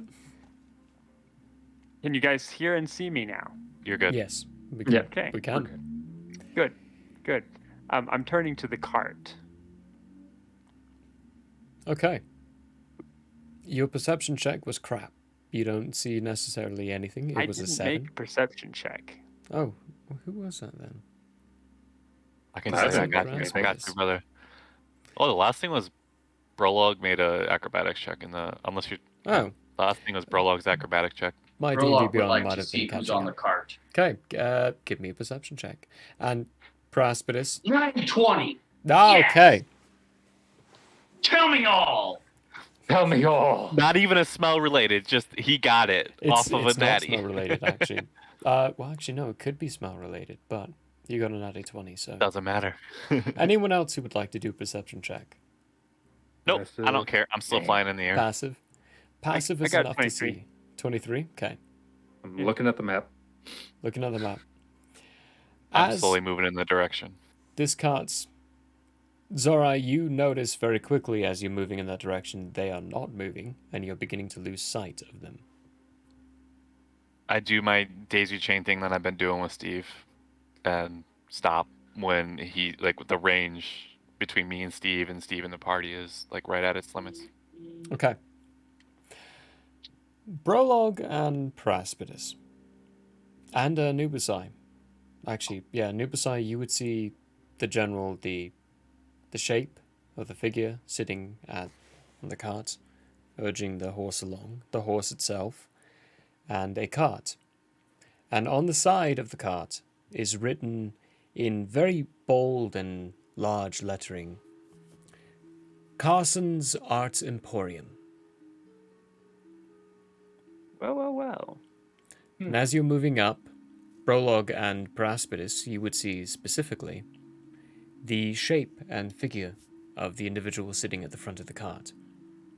He's wearing a large or a darkened cloak that as it gets closer, it begins to change, or your perspective of it at least does. Instead of being darkened, it's bright, vibrant, multiple colors, all over the place with these intricate designs. Think Hawaiian shirt, but in a cloak and a more medieval type design structure. Run. You can't see any of his skin. He's wearing gloves of intricate design, much like his cloak. His shirt is completely covering up, even though it seems to be a bit more of a temperate day, warmer on the side aspects. And his face is covered by a white porcelain mask that has a wide grinning smile, squinted eyes, looking down, and as he gets closer you hear words coming from the mask. Well, yes, we'll be there soon. No, I don't think we'll be traveling for much longer. I think we're almost at Lithram. No, I think we'll be getting some decent coin this time round. Not near as much as Chooch, no. Of course, I'll find you the finest stable. No worries about that. Oh, it appears we have individuals on the road. Hello. Can I roll stealth? I want to remain hidden. You are flying in the air. Stealth at disadvantage. But like why? Still way at ahead. disadvantage. 17. 17. I love okay. my stealth bonus. Praspidus is going to give the guy a nice good look over and then take a note of the name on the cart. Look over at Brolog and go, wasn't Carson the name of the artist we were going to possibly go see? Yes, the tattooist, yes. Hail, I good go, sir. huh? I look See- up from the map. You look up and you see this vestige of this colorful individual wearing a porcelain white mask. And he looks at you all and slows the horse and like, now, it's time to stop. Yes, good. Hello. Hello, would you happen to be the tattoo artist Carson?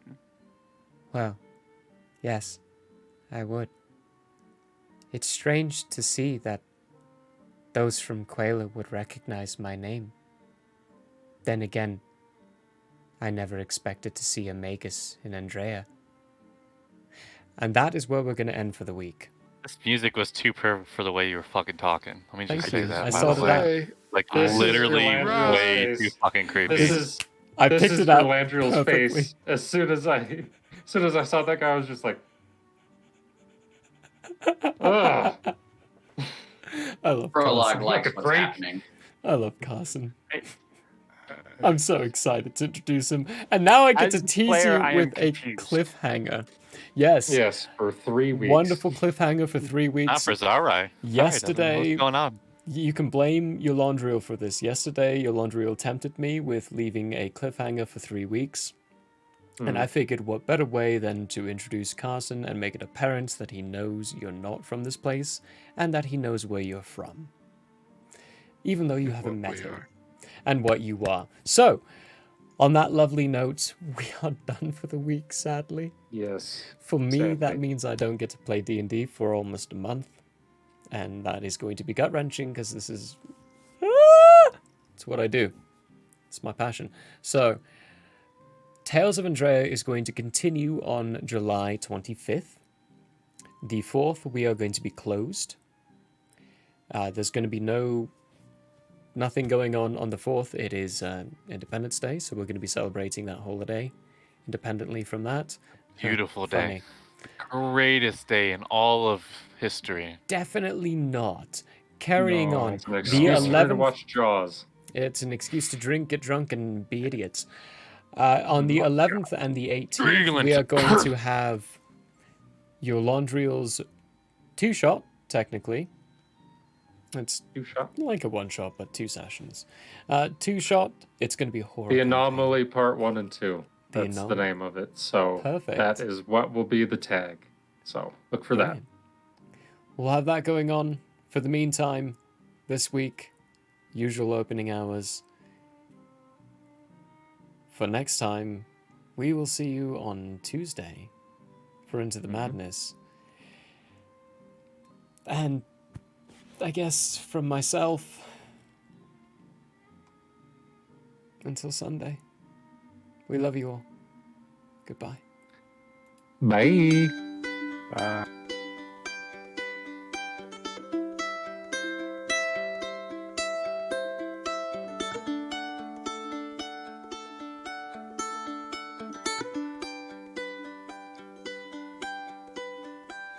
The end may have closed for now. We hope you met a friend this go around. Tired and blurry you may be. We hope your minds are full from this revelry. May peace follow you out.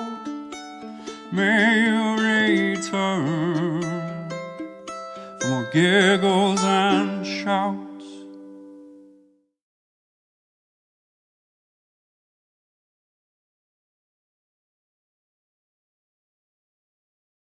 Like and subscribe. Thank you. We love you all. Bye.